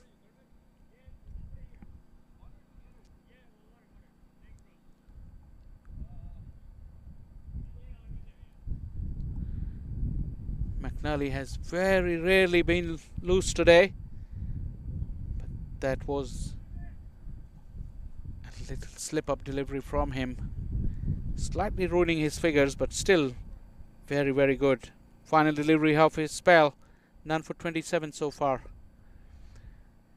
Waited on it, Chandapal. It was a slow delivery. It took forever to get to him, but a single will close out the over and McNally's spell. None for 28 as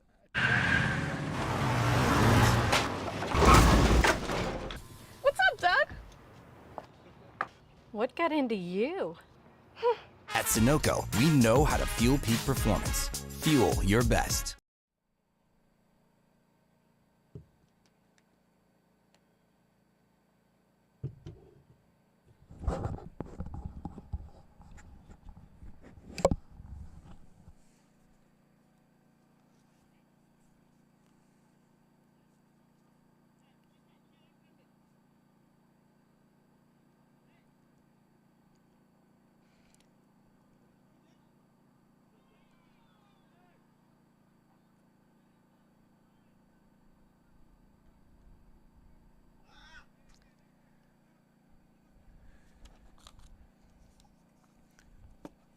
Carl Phillip to bowl the final over from the commentary box end.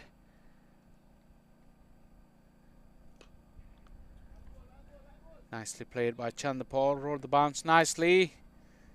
Slight fumble from Sagar Patel. Took the ball away from the oncoming sweeper, allowing Chandapal to come back for the second run.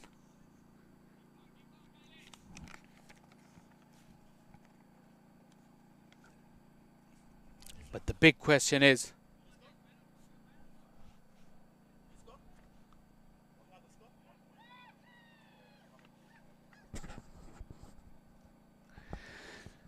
Chandapal got onto it nicely, but straight to the fielder. Another fumble, but just a single on that occasion. Carl Phillip has found a method on this pitch in his second spell. He's into the pitch.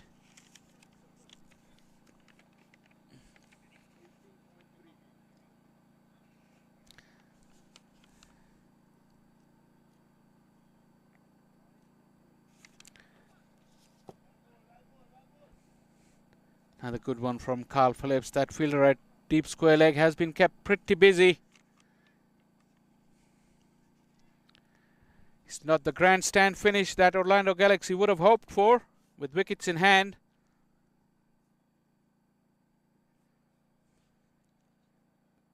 Just the 9 deliveries to go.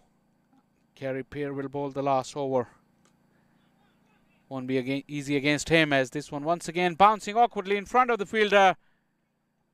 Picked it up very nicely as Chandapal has brought up his 50 in the 19th over. 44 deliveries it took. There's slight discrepancy, I think, in the scoreboard, but finally he's raised the bat for his 50. He's really struggled hard, battled at times, but he hasn't given his wicket away. I think that knockdown did cross the line. That's why the score shows 52 for Chandapal. Another blemish in the field.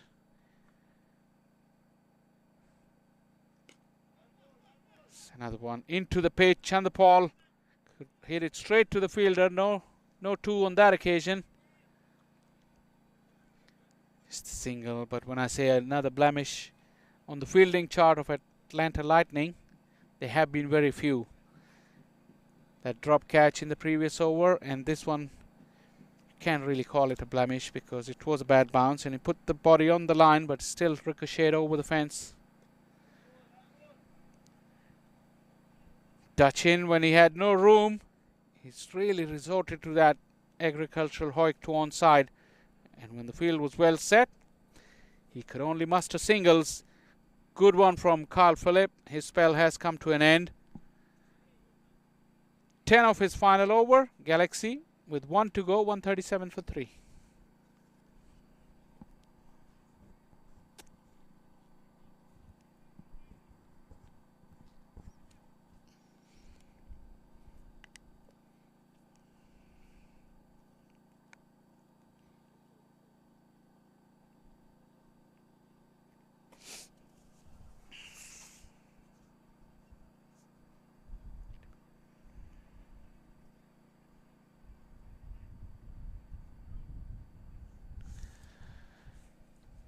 Final 6 deliveries of the innings to come.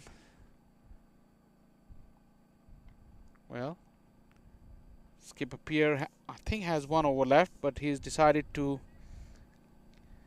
give it to Hines. Struggled in his 3rd over with a cramp, but I think he's fit enough to take the center stage and bowl the final over. Before he does that, he wants his fielders to be spot on. Fine leg and 3rd man are up in the ring, so he's got to be very careful with his lines here.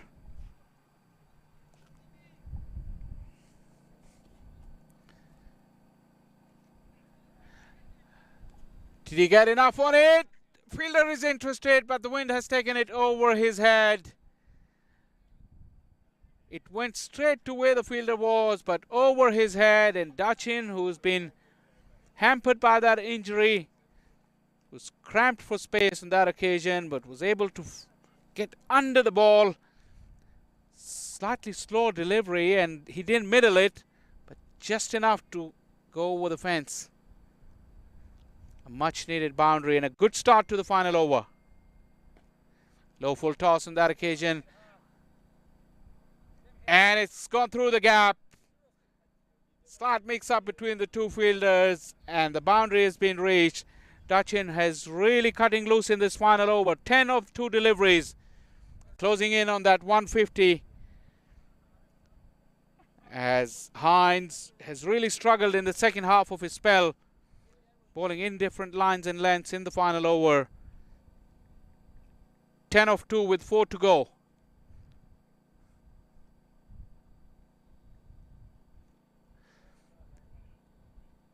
This time went straight to fine leg in the ring. Dachin collects a single. This has been a good over so far. 148 now with 3 deliveries to go. Could they get up to that 160 that the skipper was mentioning at the toss? Could Chanderpaul hit 2 maximums? We'll have to see. What are his areas? He's been looking to clear that offside field for most of his innings. This time down on one knee. That will carry to the fielder. And he's taken it comfortably enough. Makes up for that drop earlier in the innings.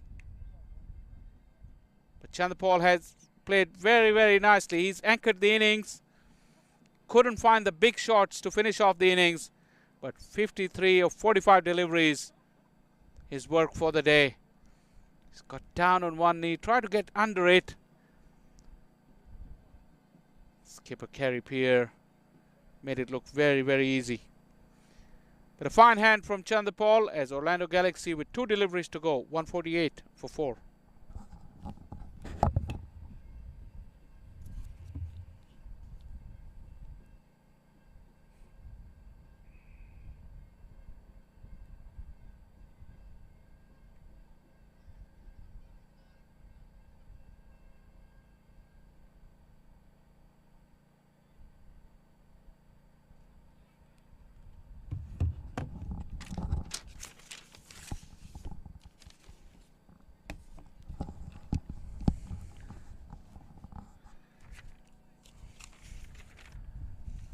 Dachin will face the 5th delivery of the over.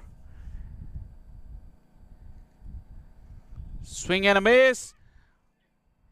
I don't know what Sherawat was running, because Dachin should be facing the last delivery. That should have been the plan. But he gave away his wicket.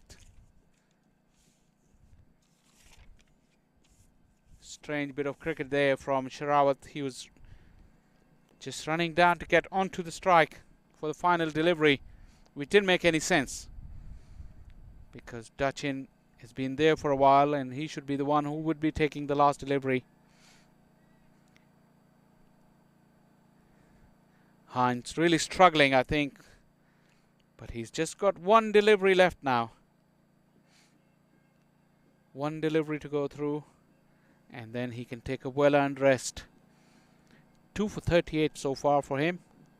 Slightly on the expensive side of things.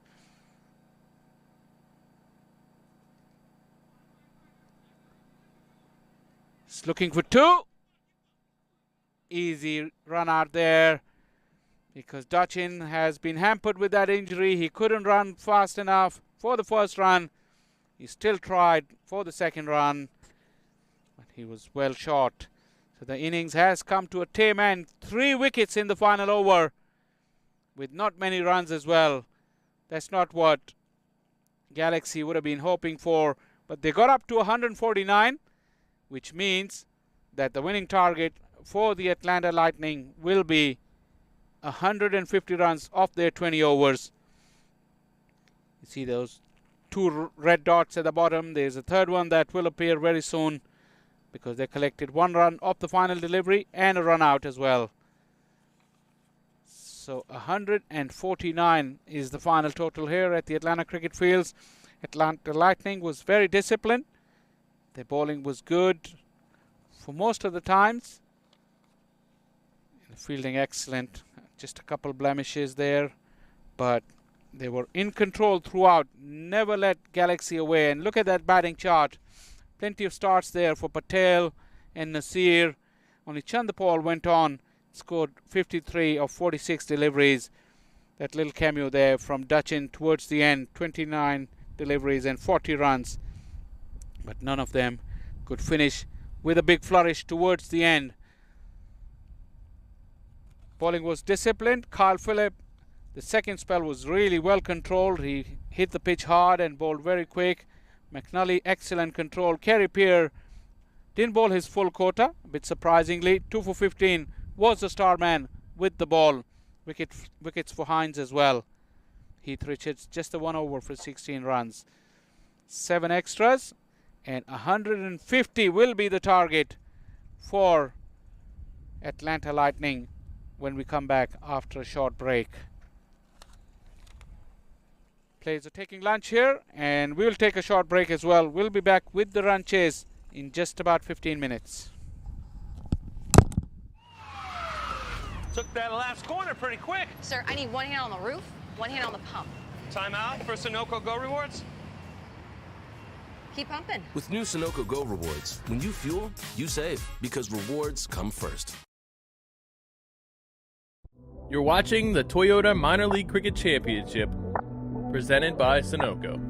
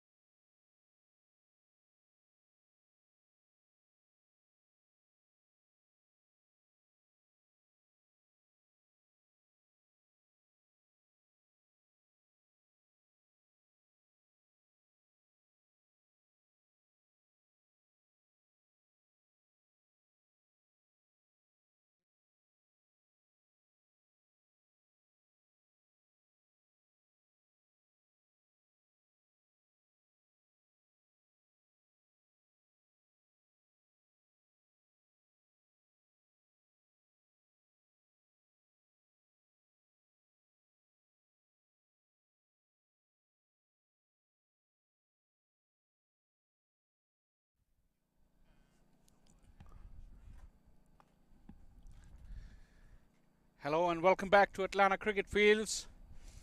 Here for the 2022 Toyota Minor League Cricket Championship presented by Sunoco. We are in readiness for the run chase. A target of 150 for the Lightning. Got a very strong batting lineup. And I think, going by the history of this field, I think this should be an easy run chase. But we all know T20 cricket, it's a very funny game of cricket. Anything can happen, especially if Galaxy are able to knock a few wickets up top of the order and just put some panic into the batting lineup of the Lightning.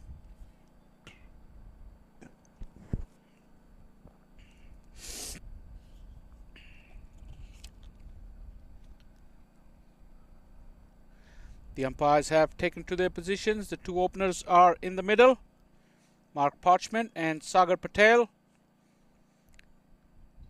Prolific run scorers in the championship last year.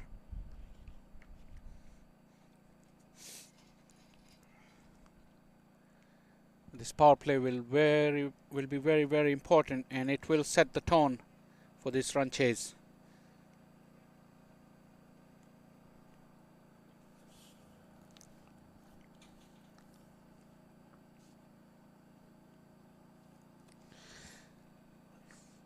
Sumit Sehrawat taking up the attack from the commentary box end. One slip in place. Plays the call from umpire Rogers. Nice start there. Just a good length and a little bit of shape. Parchment just fishing at it.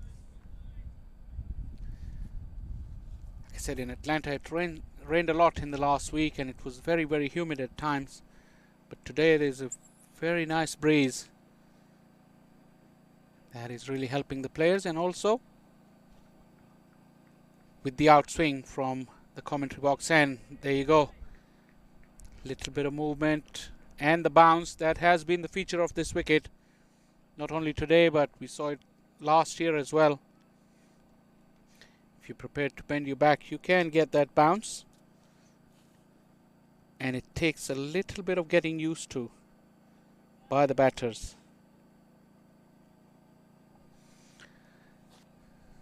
Sumit is a strong man. Broad shoulders, not much of a run up. This one is short and wide. Parchment got on top of that. Slight fumble, and these two are very quick between the wicket as well. There's the difference that you'll notice between the Atlanta Lightning batting team and what you saw with Galaxy earlier on. This outfield is quite bumpy, so you got to push hard when you hit the ball in the deep, and with a slight fumble you can capitalize with an extra run. Parchment and Sagar Patel very quick between the wickets.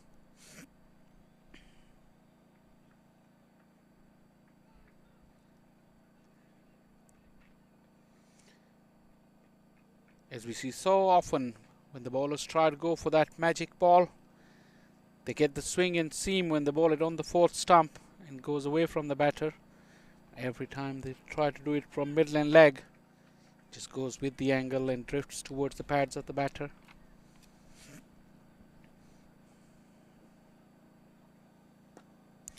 So on shot, it's sat up. Not much pace from Sumit, but Parchment was really quick to pounce on that. That's the first boundary of the innings.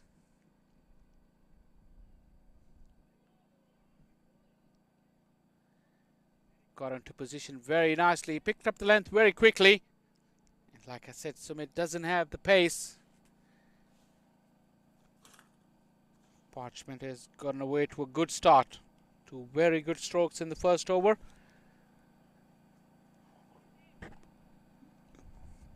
Will give him plenty of confidence on the home turf. Start of the season there for Atlanta in this year's championship.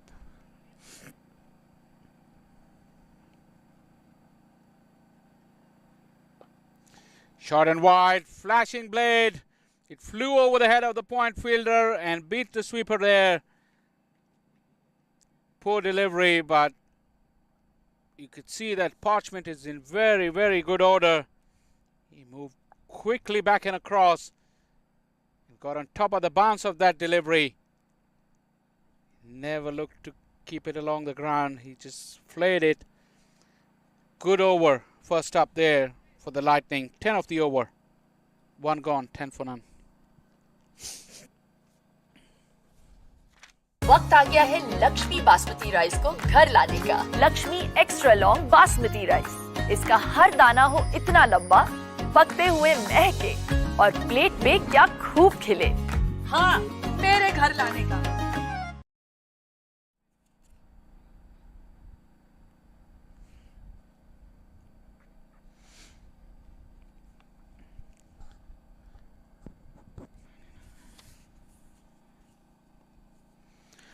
Hardik Desai will bowl from the far end. And Sagar Patel will take strike.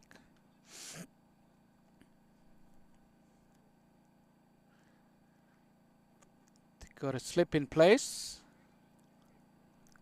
The third man is up in the ring.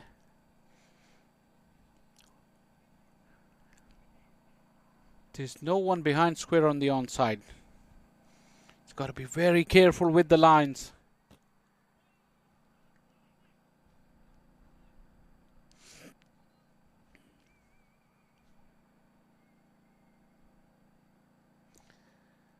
Very wide.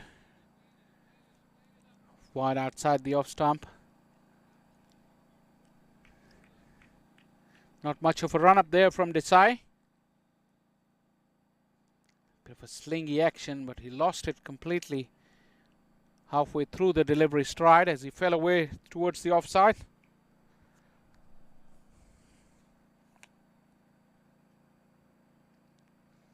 Closer to the stumps. That was better angle.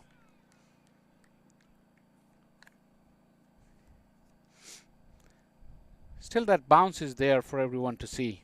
Even with the shorter, skiddier bowlers, with the likes of Desai and Sumit, we've seen the ball to have appreciable bounce.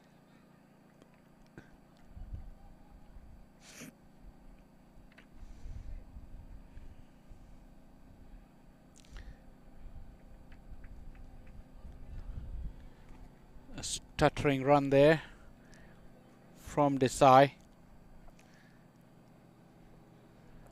Indifferent on the last delivery though. Sagar Patel, as you just see on your screen, was mentioning, he's pointing to himself. It kept low. He expected it to come higher. Like I said, Desai's got a slingy action, and when he falls away towards the offside, his wrist also is not behind the ball. As this one, Sagar got under it and played it through the offside for 4 runs. It was slightly short, but Desai doesn't have enough pace, so allowed Sagar Patel to go onto that back foot. Play it late and get the boundary.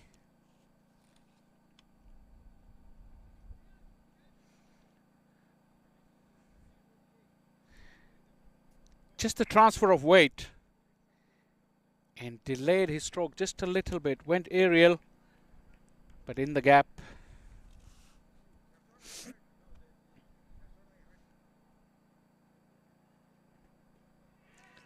This one's once again in the air, just falling short of that fielder at third man. Anxious start there from Sagar Patel. He normally likes to get a few boundaries away early. That settles his nerves. Got really lucky on that occasion. See the third man fielder right in front of us towards our right. Just right on the line. Wonder if he'd picked it up slightly earlier. If he was in a couple of yards, probably would have converted it into a chance. But not to be, as Patel moves to 5. Parchment is back on strike. He looked very, very good in the first over. Moving very nicely into the line of the wall. Splendid stroke. Probably the shot of the day for me so far. Really nice balance and a crisp strike. And I see he's in good order. You can see the way he moved into the line of the ball. His head very steady and played it right under his eyes. Brilliant flourish of the bat. Man to watch out for, Mark Parchment.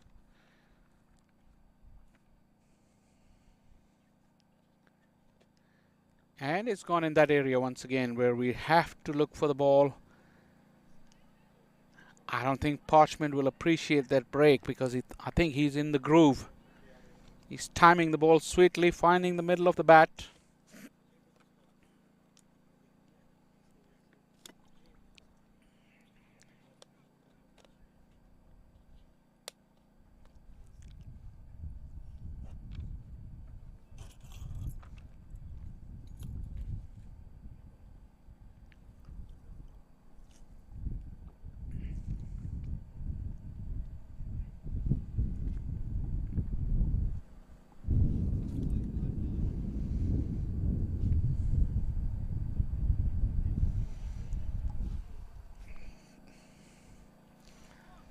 Those needs to come.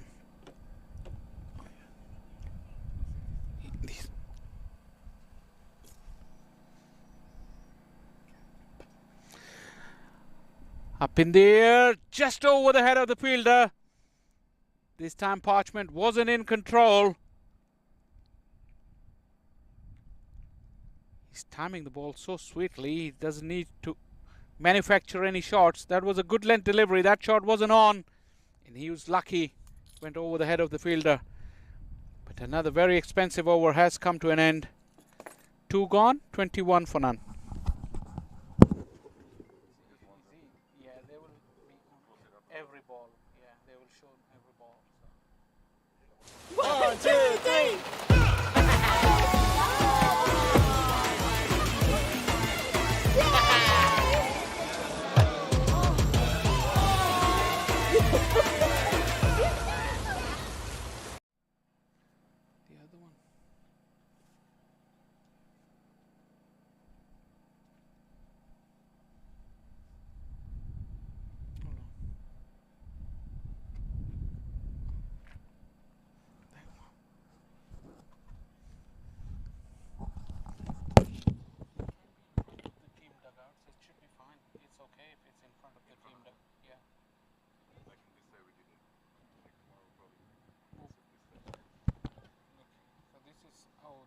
Screen. It won't make a difference. So this is this way. So the line Yeah. of fire and then I try to so then this matches this But this is the screen though. This is screen. Yeah.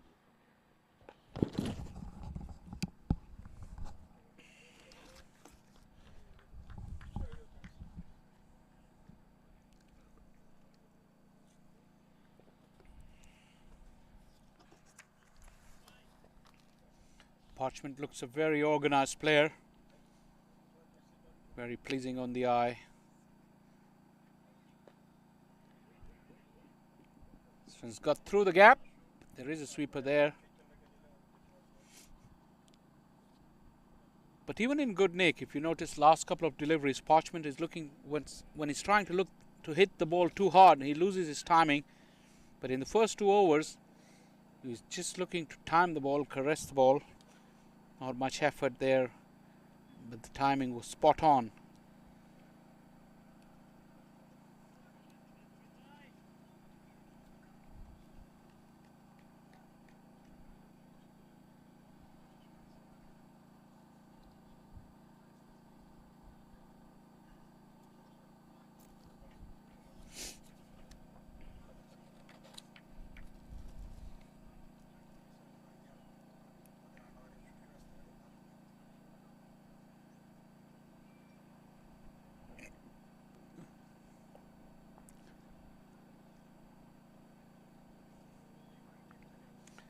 That area has been very profitable because largely the bowling has been short and slightly wide. Not very wide at times, but we've seen with Sagar Patel, he doesn't really go back and across, so he doesn't cramp himself. He just shifts his weight onto that back foot Allows his hands to go through.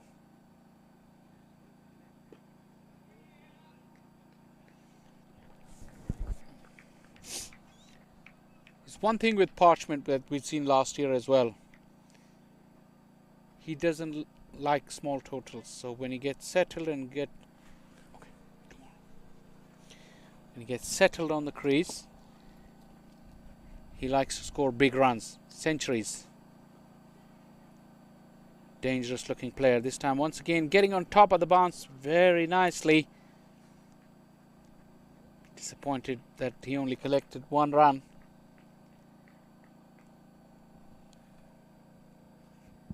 Yeah, talking about Parchment, he likes to score big.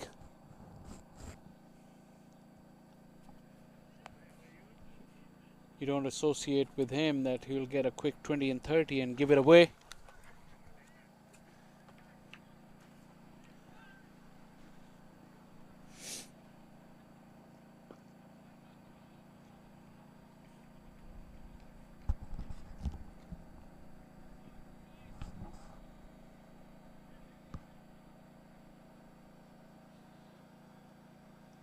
This was a much better over there from Sumit. Just the 3 runs off it. 24 for none.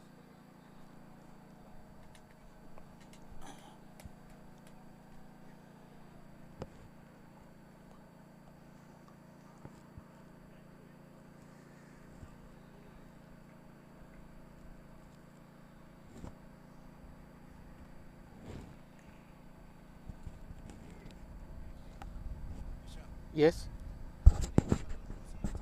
Oh. No. Yeah, sorry about that. No. You're good.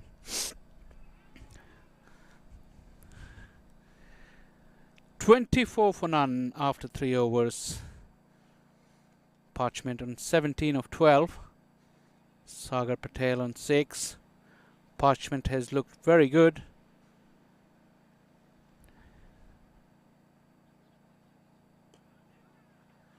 Quick call. That's good communication. As soon as he looked up, Parchment looked up, Sagar was coming, so he put his head down and started to run. Excellent communication. Good running.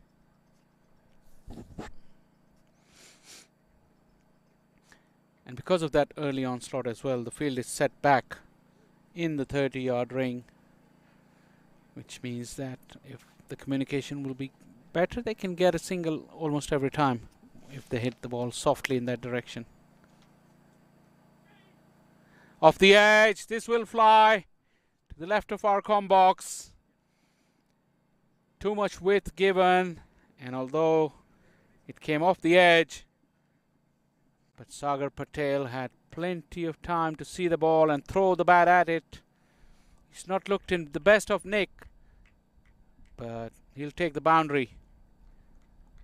If you closely see that replay as well, he was backing away.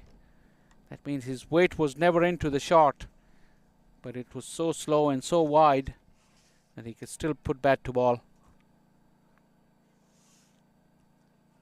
Sagar Patel needs to steady himself at the crease.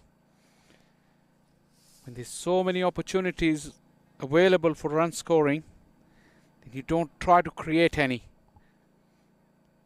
because the fewer movements that you make in the crease, that means that your head is still, you can watch the ball, line the ball up much better.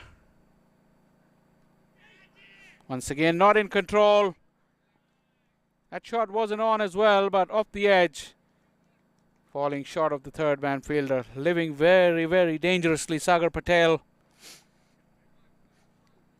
He was in very good form last year, but at the moment he's struggling. This is not a huge target here, and Parchment has gotten off to a good start. Sagar needs to steady himself. Take a few deep breaths. Parchment really got onto it. He's really lining them up very, very nicely. Picked up the length, and this has gone all the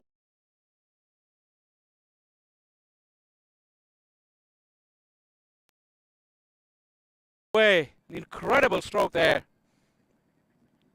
You felt it wasn't short, but because Desai doesn't have that pace, Parchment really shifted the weight back and got underneath it. There's plenty of power, plenty of elevation and distance as well.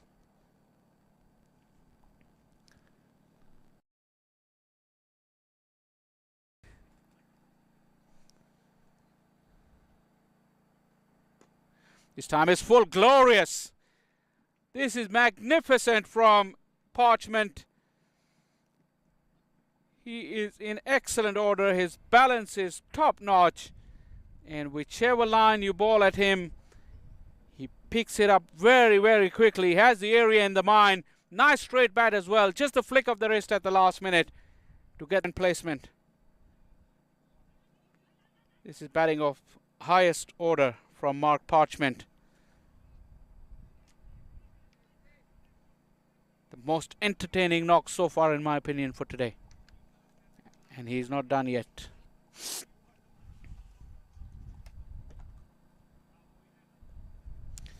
With on offer.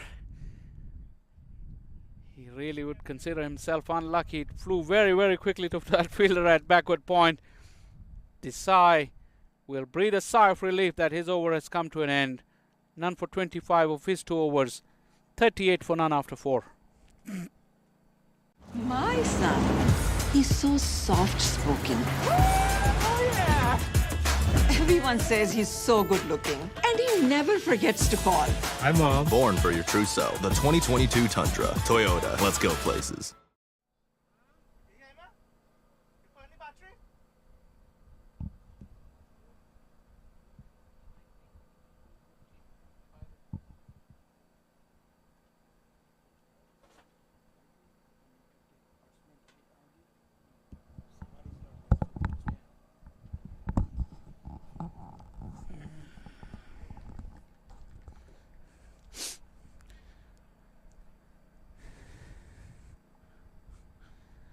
Let's see if Sagar Patel finds the middle of the bat like Parchment is doing regularly on the other end. That's better. When your partner is batting so beautifully, you don't need to do anything fancy. Get the simple thing right. The field is set back. Just put bat to ball and get him on strike. And you'll benefit from that time in the middle yourself. There will come a time where things become easier if you stay in the middle.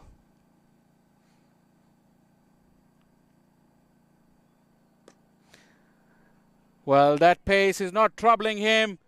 And toying with the bowlers here is Mark Parchment. I think the wicketkeeper has had enough. He's going to come up to the stumps because Parchment is really charging up and down the wicket and making bowlers think twice. So far, he's won the battle very, very easily. Again, on a length, and Parchment just got underneath it.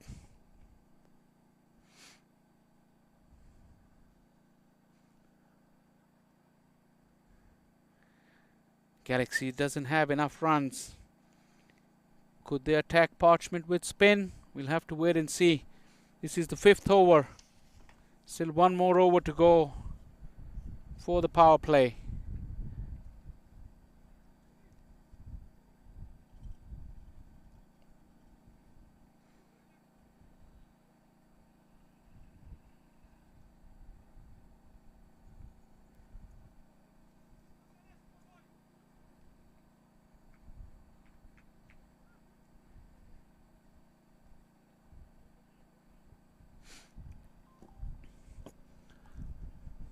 Wicketkeeper standing up now. Really magnificent cut shot. I know the fielder is set deep and it's just a single. But you can sit and watch this square cut all day long. The way he moves his feet, his hands get on top of the ball, his head over the top. Really a perfect example of a square cut there from Mark Parchment, and we've seen it a few times today.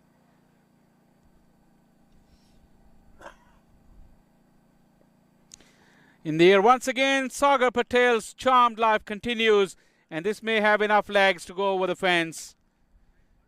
A despairing dive, not enough to keep the ball in field of play.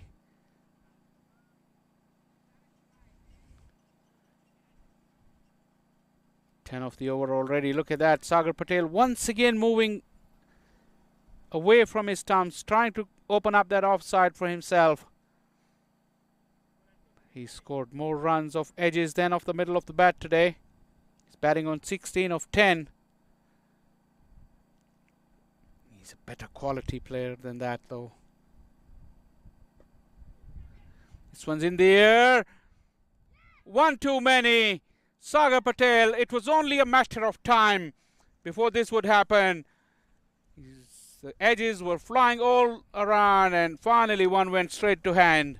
And that is the end of Sagar Patel. He'll be disappointed with his knocks. So would be his coach, as Galaxy has broken through. Watch very closely. Once again, he's moving away, backing away. And that high ball finally landed in the hands of the fielder. That's skipper Nasir Blee. Atlanta Lightning 48 for 1.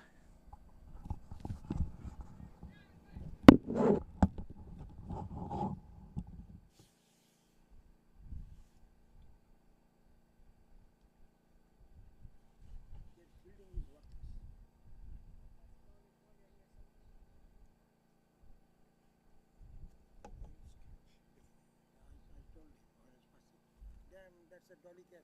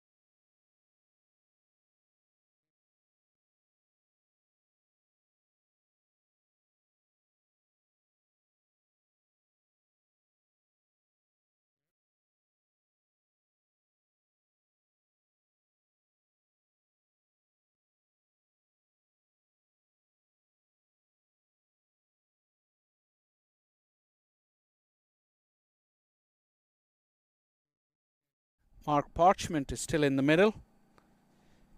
He's batting on 32 of just 20 deliveries. Kuruvitage into his first over.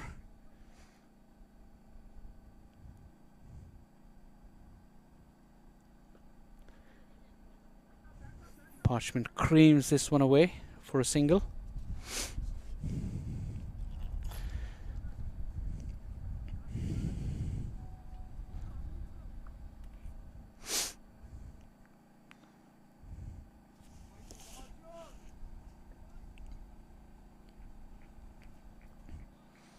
Isuru Kuruvitage.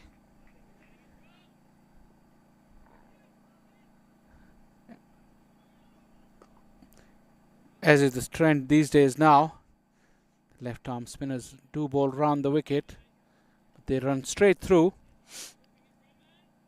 But it used to be the bowler would come between the stumps and the umpire. See, he's just standing over the left shoulder of the umpire. Just run straight through. There's an excellent start there for Kuruvitage. 7 gone, 55 for 2.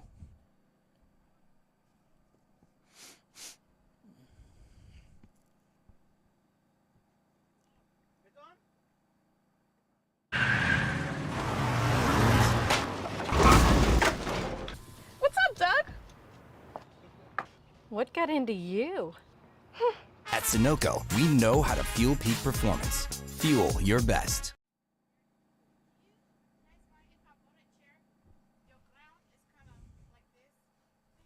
Borrow chair, yeah. Get it? Yeah.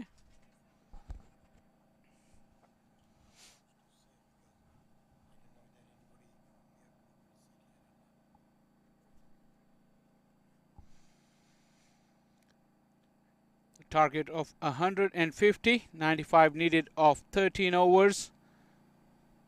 At run rate of 7.31 is required in the remaining 13 overs.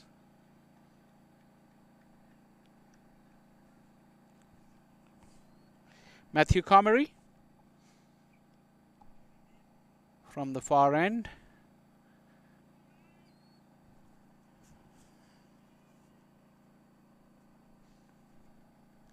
Burton on strike.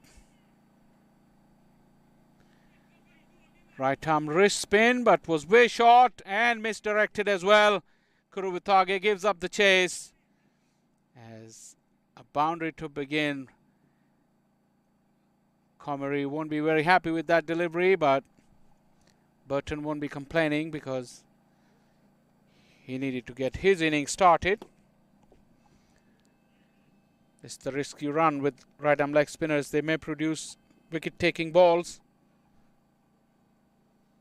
but at this stage, would they be consistent enough to tie the batters down, especially when they're not defending a huge total? Skipper took a risk. Once again down the leg side.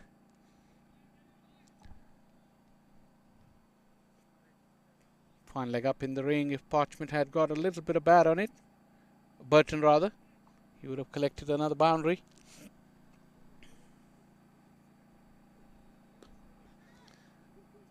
Two is the call. Good ground coverage there.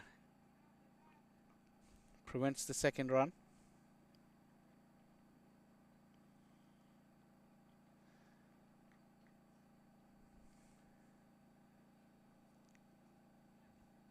Galaxy needs to continue to take wickets at regular intervals. This one once again not well directed, but straight to the fielder. What this type of leg spin can also do is break the rhythm of batters like Parchment, who's been in silky touch.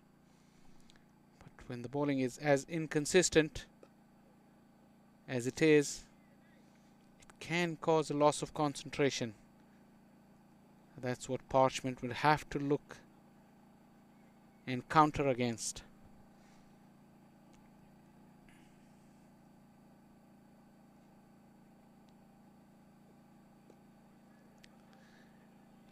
He found his line and length on the last two deliveries.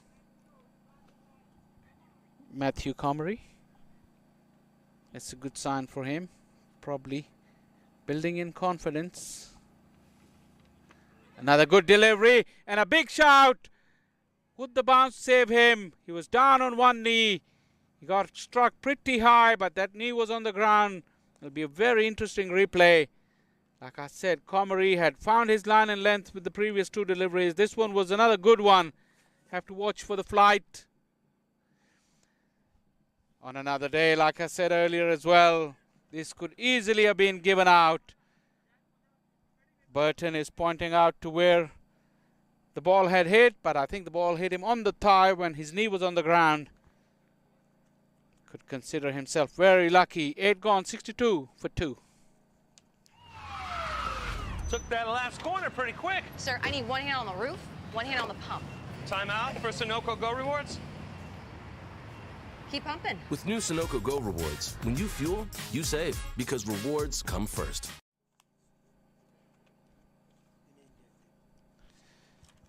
Well, some drama here at the Atlanta Cricket Fields. Galaxy were really appealing hard for that wicket. It was very close, extremely tight there. But Galaxy will have to move on from that. 88 of 12.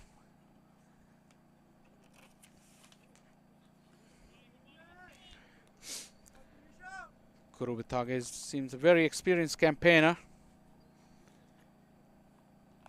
He could be the key in those middle overs. Because I don't think he's going to give you any bad balls to hit. Parchment will really have to be at his very best to counter against him and keep that scoreboard moving. Another tight line, tight length.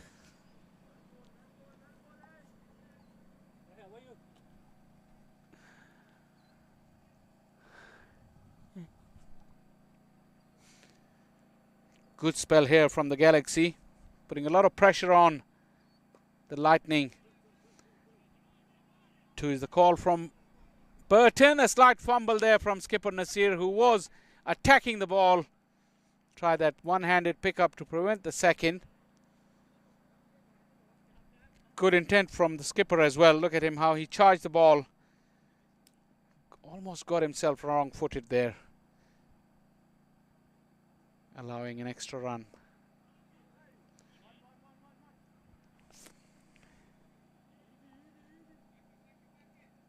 Kuruvitage should have stopped that one too. I said they don't have a lot of runs to play with, so every run saved in the field will add to that pressure, and vice versa. Slightly shorter, but the field is well set. The batters have to find a new rhythm against that slow pace after the initial onslaught against the medium pacers. Just the 4 runs of this over, 5 rather, 9 gone, 67 for 2.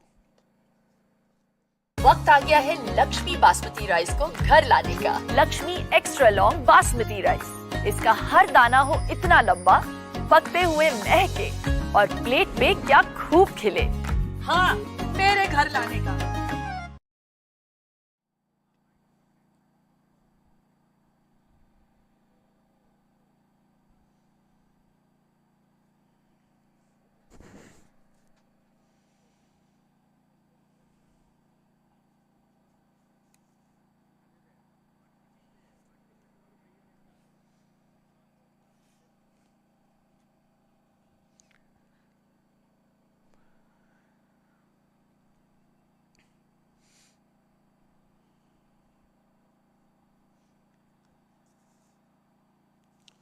Matthew Comrie.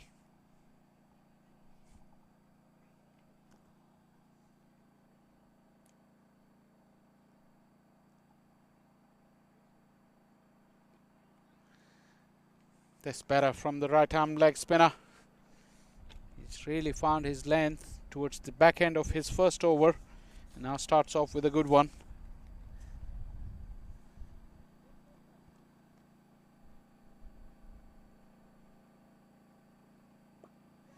This one too full in the air, but wouldn't carry to the fielder. Bad bounce, but once again expertly stopped, putting the body behind the line of the ball. This is what you have to do on fields like this, with the bumpy outfield.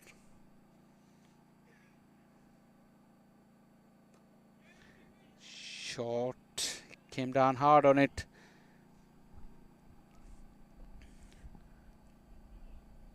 Burton has played 11 deliveries.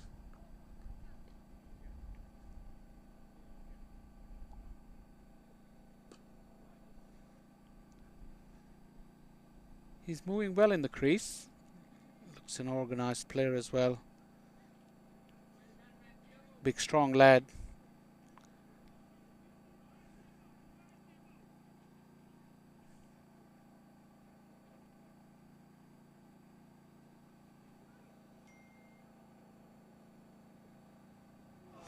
That was the googly, and it kept low.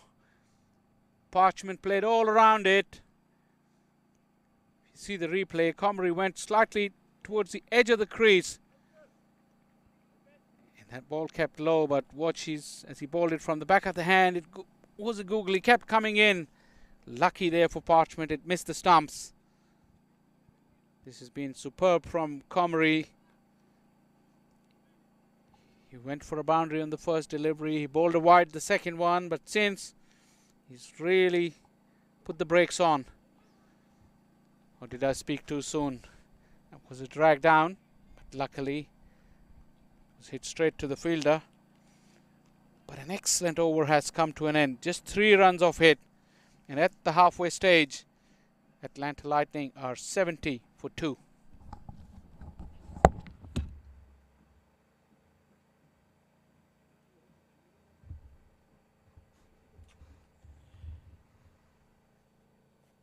One, two, three.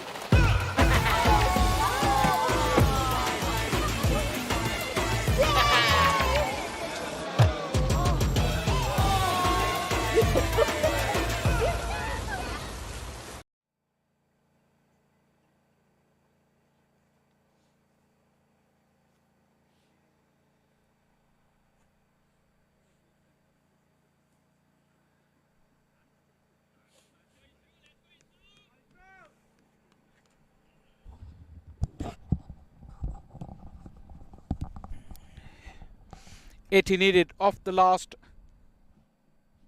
10 overs. The required run rate of 8 runs per over, and even 8 this day and age is not very daunting, but still something for the bowling side to bowl at. Up and over there from Parchment, and it split the gap very nicely for him. That side of the ground, downhill, runs very, very fast.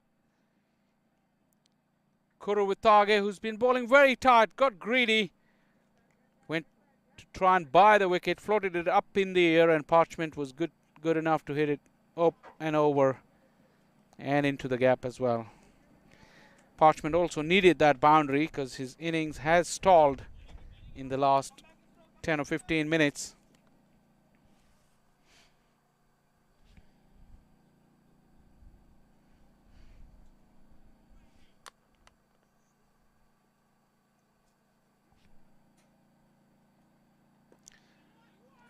Slightly shorter, try to cramp him for space.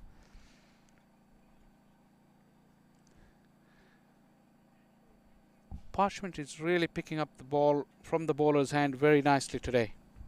That allows him that extra split second to get into position. This was full toss. This is poor there from Kuruvitage. He's letting his disciplines loose in this over. He's bowled 2 very good overs. Now gone for 9 in just 3 deliveries.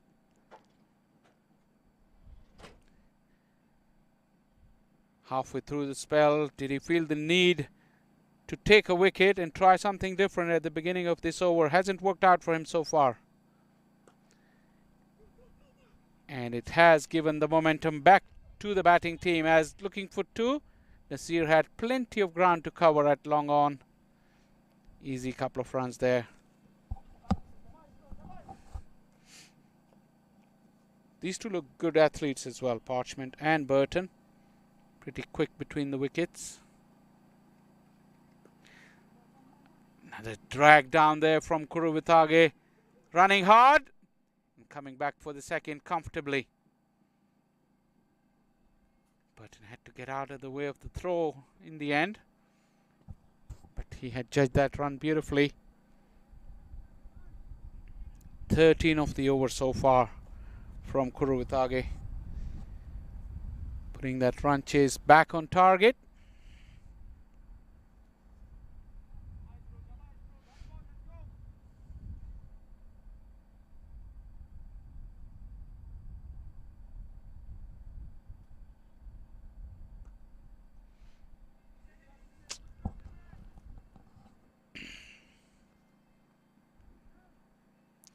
"14 of the over as 11 has come to an end. 84 for 2.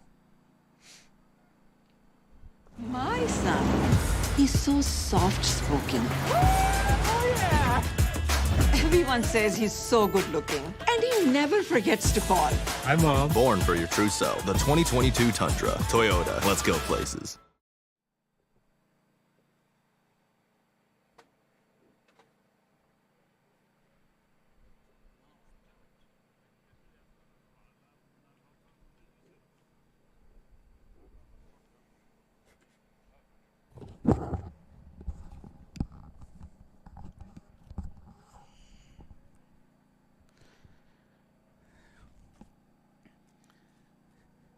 Parchment 43 of 34 deliveries.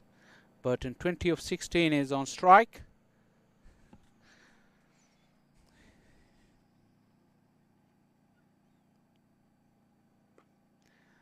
That's in the arc there for Burton.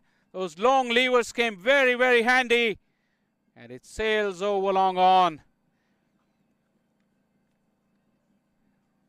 Rubbing salt into the wounds of Comrie, who pinned Burton back in the crease earlier. But this time it's Burton's turn. It's coming very hard at the right arm leg spinner.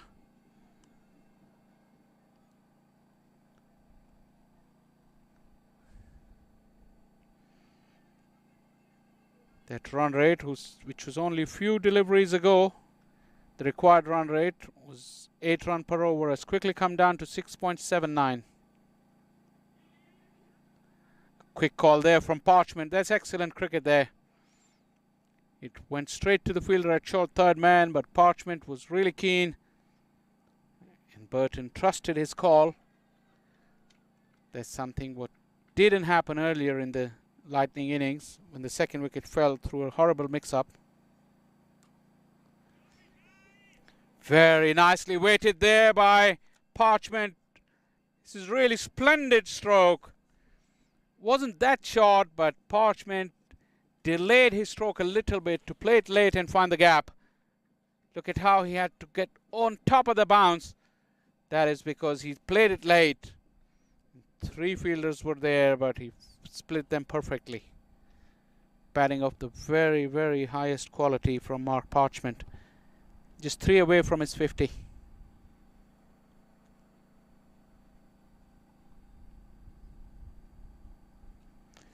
Very marginal, very marginal. Comrie, who had a spell of 8 to 9 deliveries where he was right on the money. So once again is going for runs. Another very, very full pitch delivery. But Nasir is a live wire in the field. Excellent work from the skipper. Good to see, because Galaxy is not giving it up.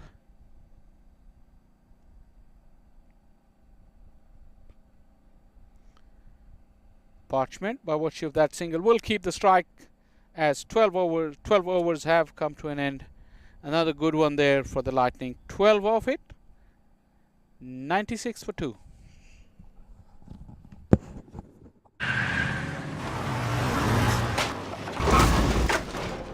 What's up, Doug?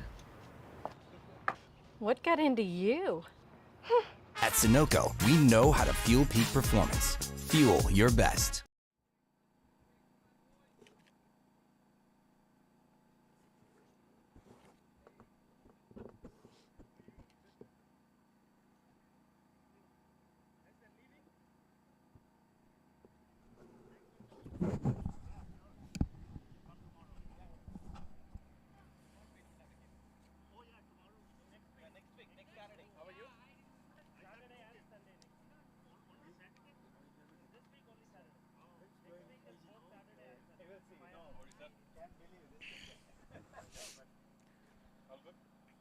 $54 more runs needed.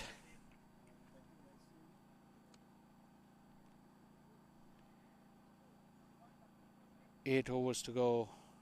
Plenty of wickets in hand.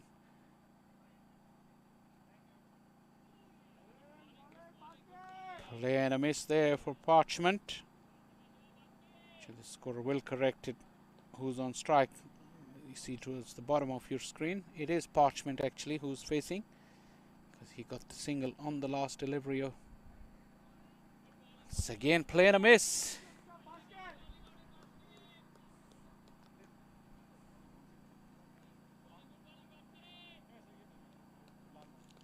Ganasakthi is the new bowler. Change up delivery. Parchment had the opportunity to get to his 50, but hit it straight to the fielder. Bhaskar gotten away with 3 dot deliveries. Make it 4 dot deliveries now. Not quite.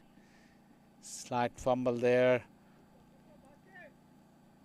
You have to see that section of the ground goes downhill very quickly. So fielders fielding inside the ring really have to very careful to judge the speed of the ball. It's a lot of times they misread the speed of the ball.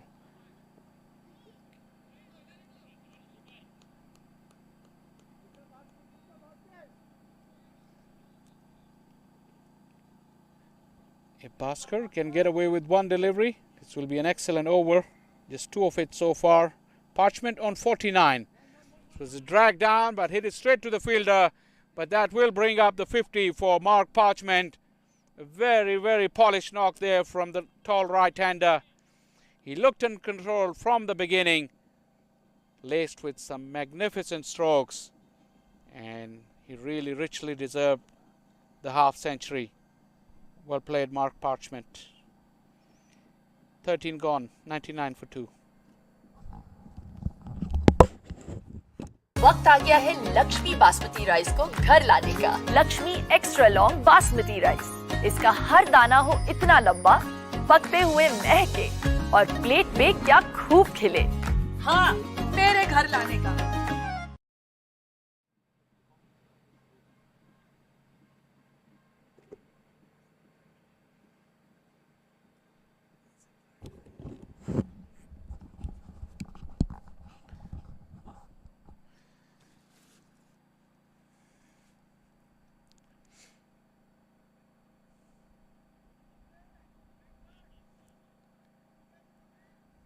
Galaxy really needs some wickets here. Want to get rid of these 2 settled batters. Bring in a pair of new batters who take some time to settle in. They can consume some deliveries. Some dot balls will be very nice.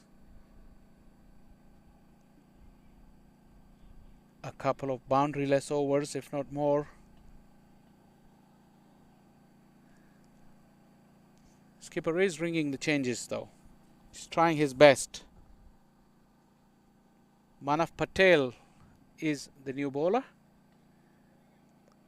Parchment earlier was very comfortable against the medium pace. See how he will approach this now that he's batting on 50. Flowing cover drive. But excellent fielding there. Field skipper Nasir is just everywhere. He got on the way of that beautiful drive.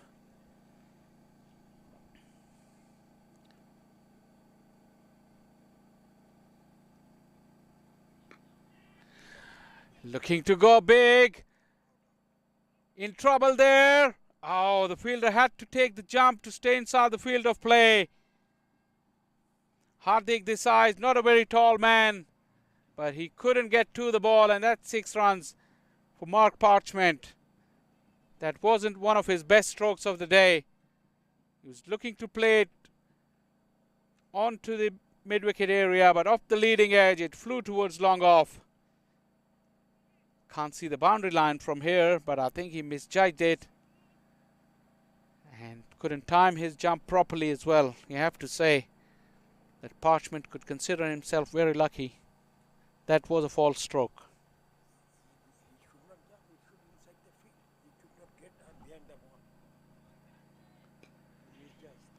Another slow delivery from Manav Patel.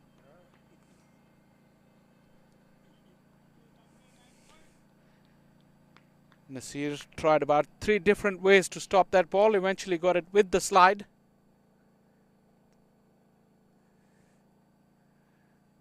As the 100 has been brought up,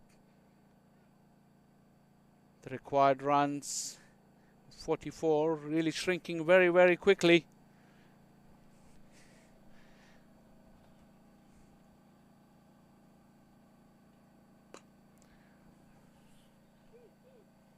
Took a lot of effort there from Manav Patel to get that ball high enough to waist height of Burton, because he's a very tall man.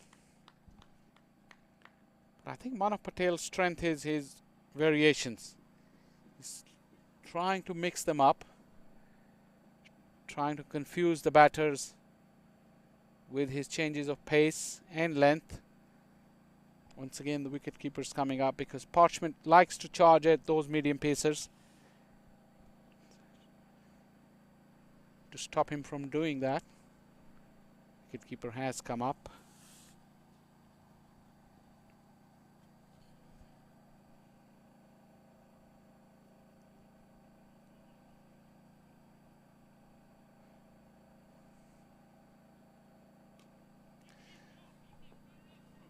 Once again through the gap. 2 more very nice runs there for Parchment. He's literally toying with the bowling lineup now.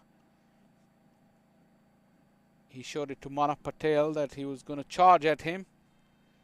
That meant that Manav had to pull his length back and easily and comfortably cut it away. Mark Parchment.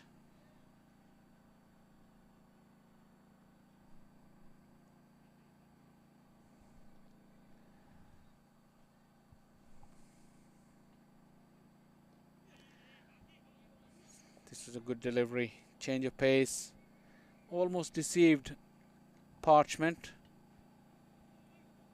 He's so well set that still was able to put bat to ball. Another good over there for the Lightning. 14 gone. 110 for 2. 1, 2, 3.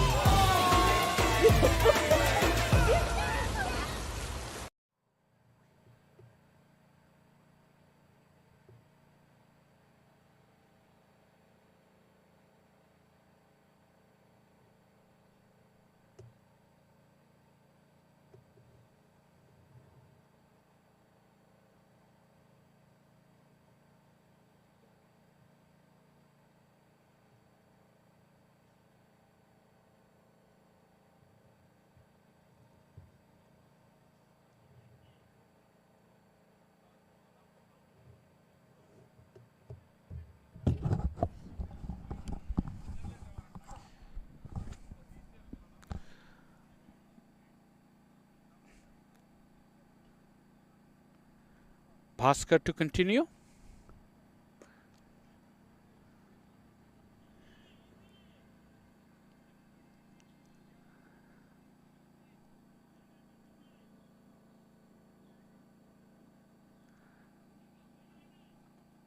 The wicket to target gets a run closer. Burton 29 will be eyeing a 50. The only 39 needed. You would like to score those 21 runs.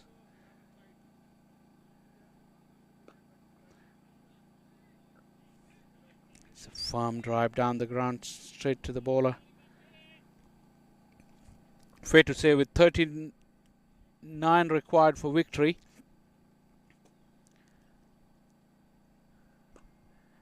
as he laces this full toss, that will run away. Down the hill, it runs very, very fast on that side of the ground. It was a full toss. A gift there from Bhaskar, and Burton, too good a play to miss out on that. juicy full toss. I was going to say with 39 needed before this delivery, it was fair to say that Parchment won't be able to get all those 39 to get to his 100. With now 35 needed, I think Burton has a better chance of getting to his 50 with only 17 for his 50 out of the 35. So it's a race between these two batters.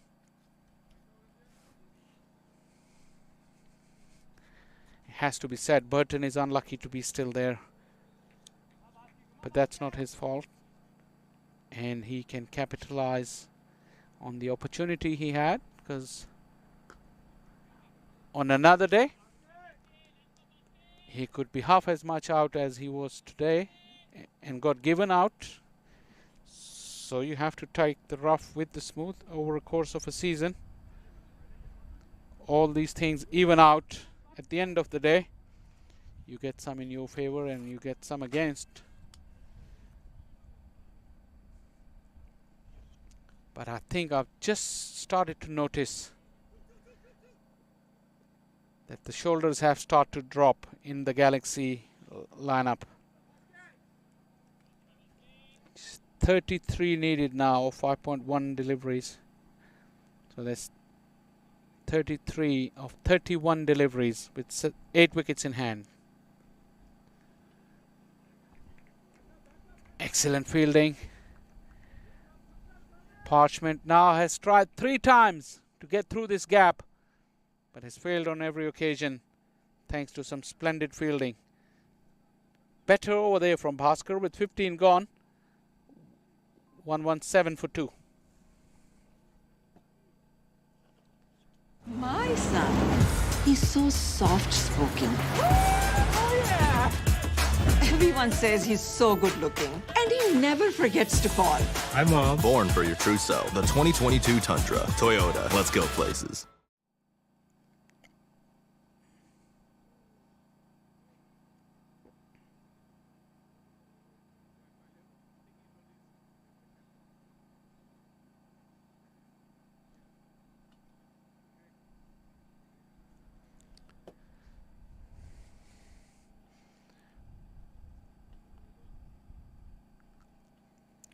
.33 needed off 30 deliveries.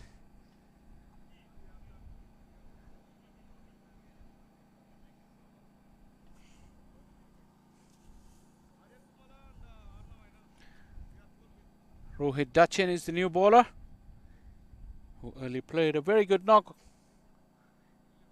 He made 40.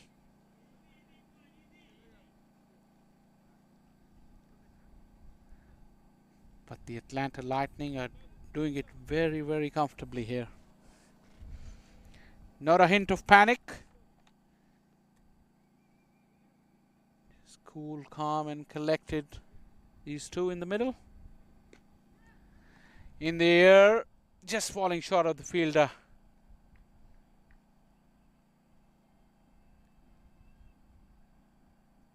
Dachin is very slow through the air, so Parchment thought he had enough time to hit the gap, but he slightly rushed onto his stroke. This one is quicker down the leg side. We'll have to wait for the umpire's signal here. He did get a tickle onto it. So Burton gets closer to his 50. And the variation, the change-up delivery from Dachin was misdirected. A little inside edge earned Burton a boundary.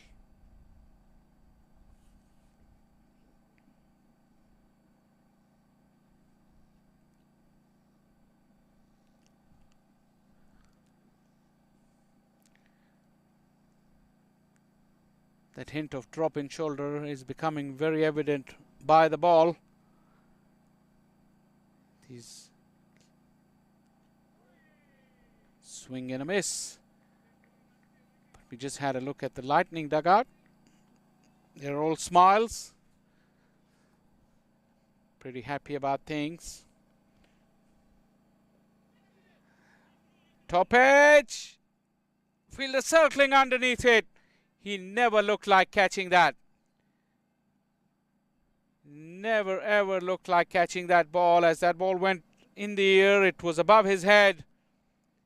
He's wearing that big hat, searching for the ball. Eventually it hit his hands and went away. Isuru Gudage was the fielder.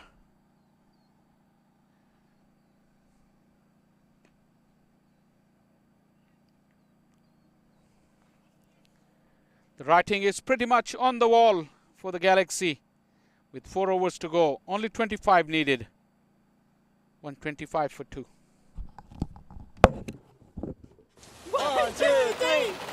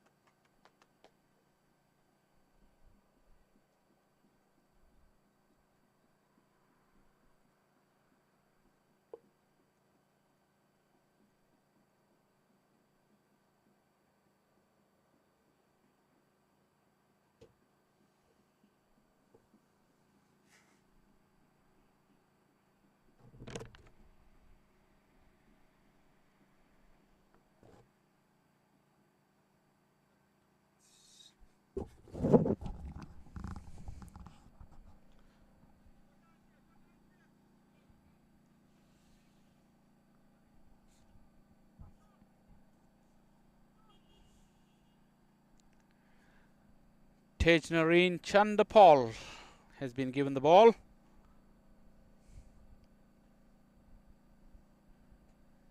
His dad used to bowl little leg spinners.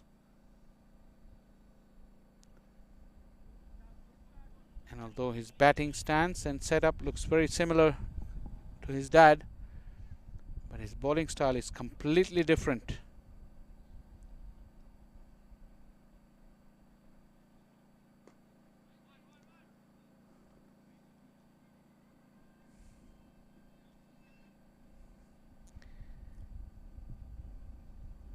Everything seems to be happening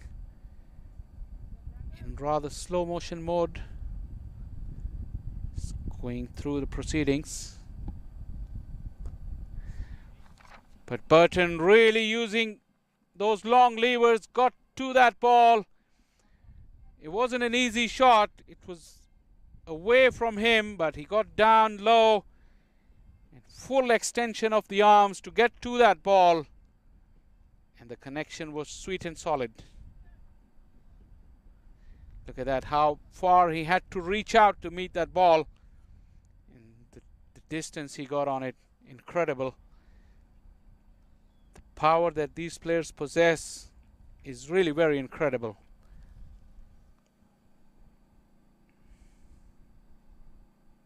Three away from his 50. This one tries to get underneath it. Just a single.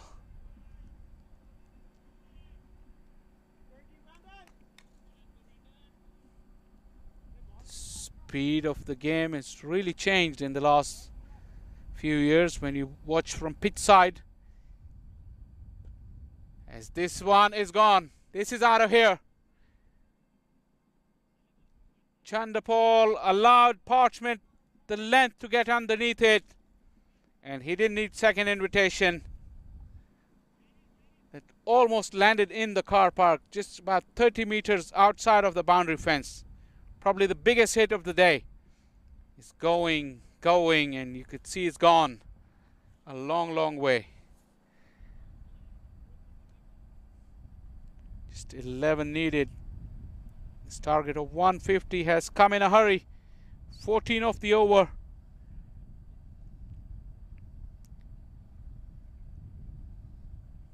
Will Burton get a chance to get to his 50? He needs only 2.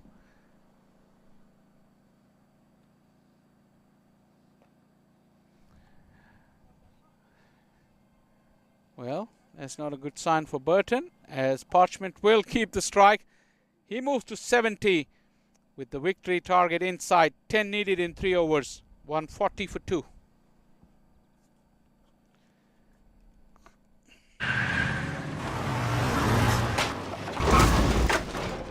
What's up, Doug? What got into you? At Sunoco, we know how to fuel peak performance. Fuel your best.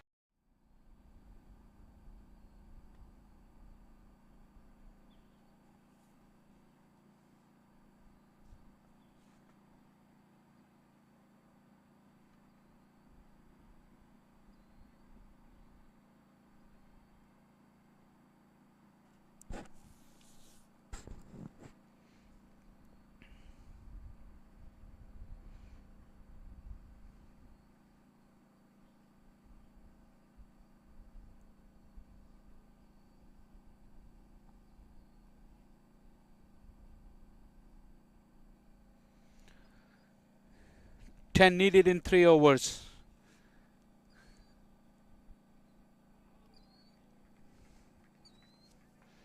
Went under the bat of Parchment.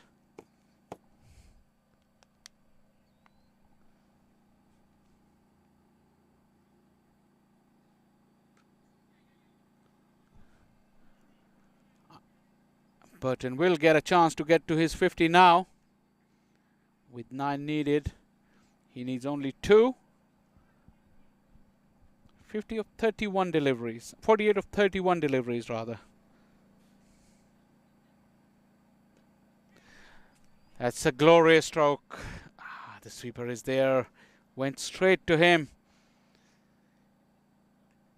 He really has excellent reach. He's a very, very tall lad. When he tries to reach out in front to those deliveries that are wide and away from him, he makes them look very easy.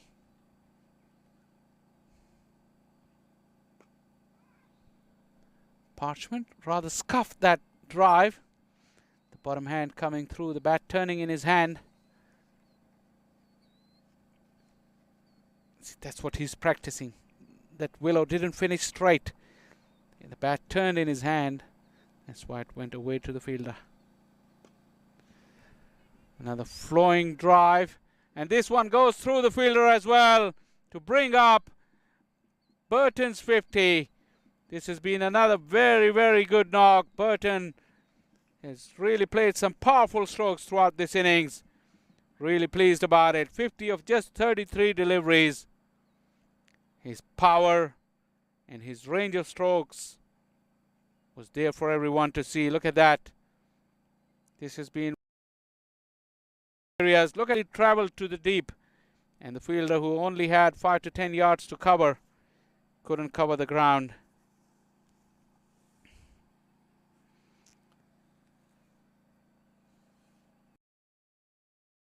Just the one hit away from the winning target. Net run rates could be very, very important here. This close run competition, I think it's fairly clear to see that in this group, in this division, the Morrisville Raptors, the Atlanta Fire and Lightning, 2 of these 3 teams will go through. So it could be very, very crucial. With a lot of rain around this season, run rates are very, very important. A few deliveries here and there, a few runs here and there could make the difference in the end, as we have seen so often in these kind of tournaments.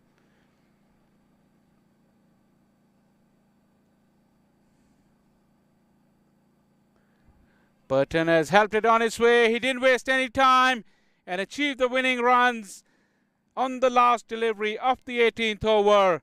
This has been a very, very comprehensive victory by the Atlanta Lightning.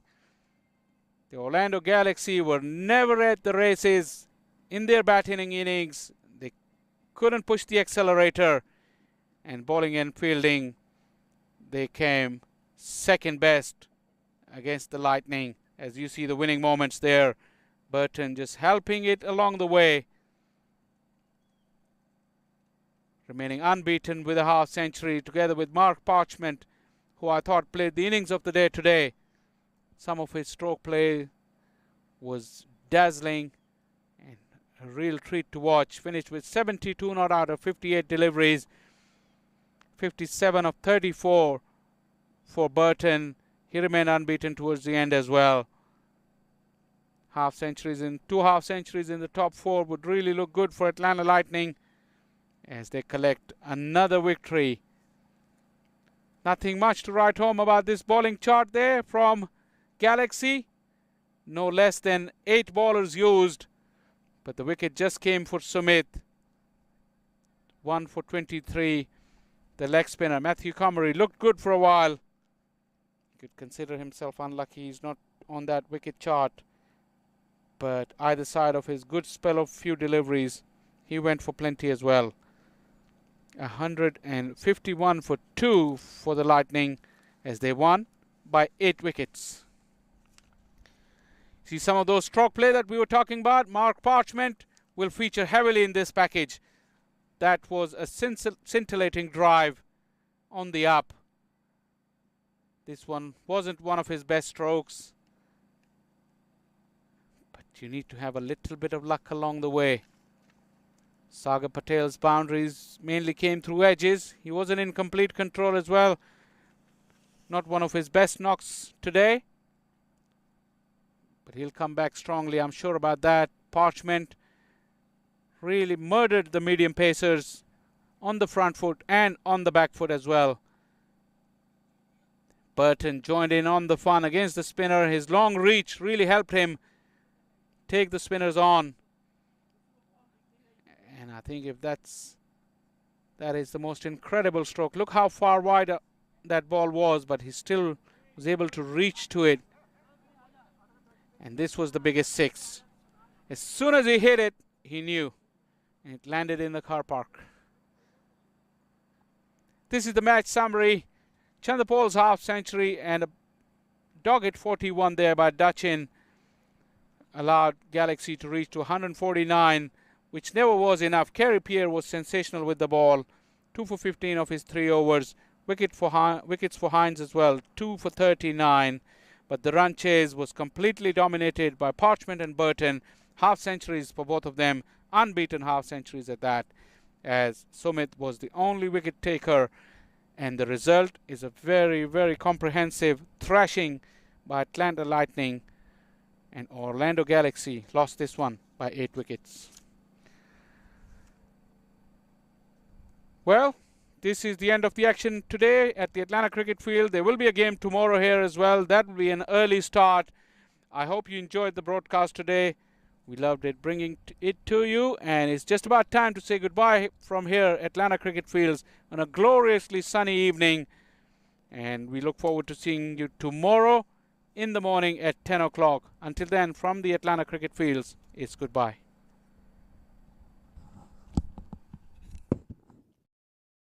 You're watching the Toyota Minor League Cricket Championship, presented by Sunoco.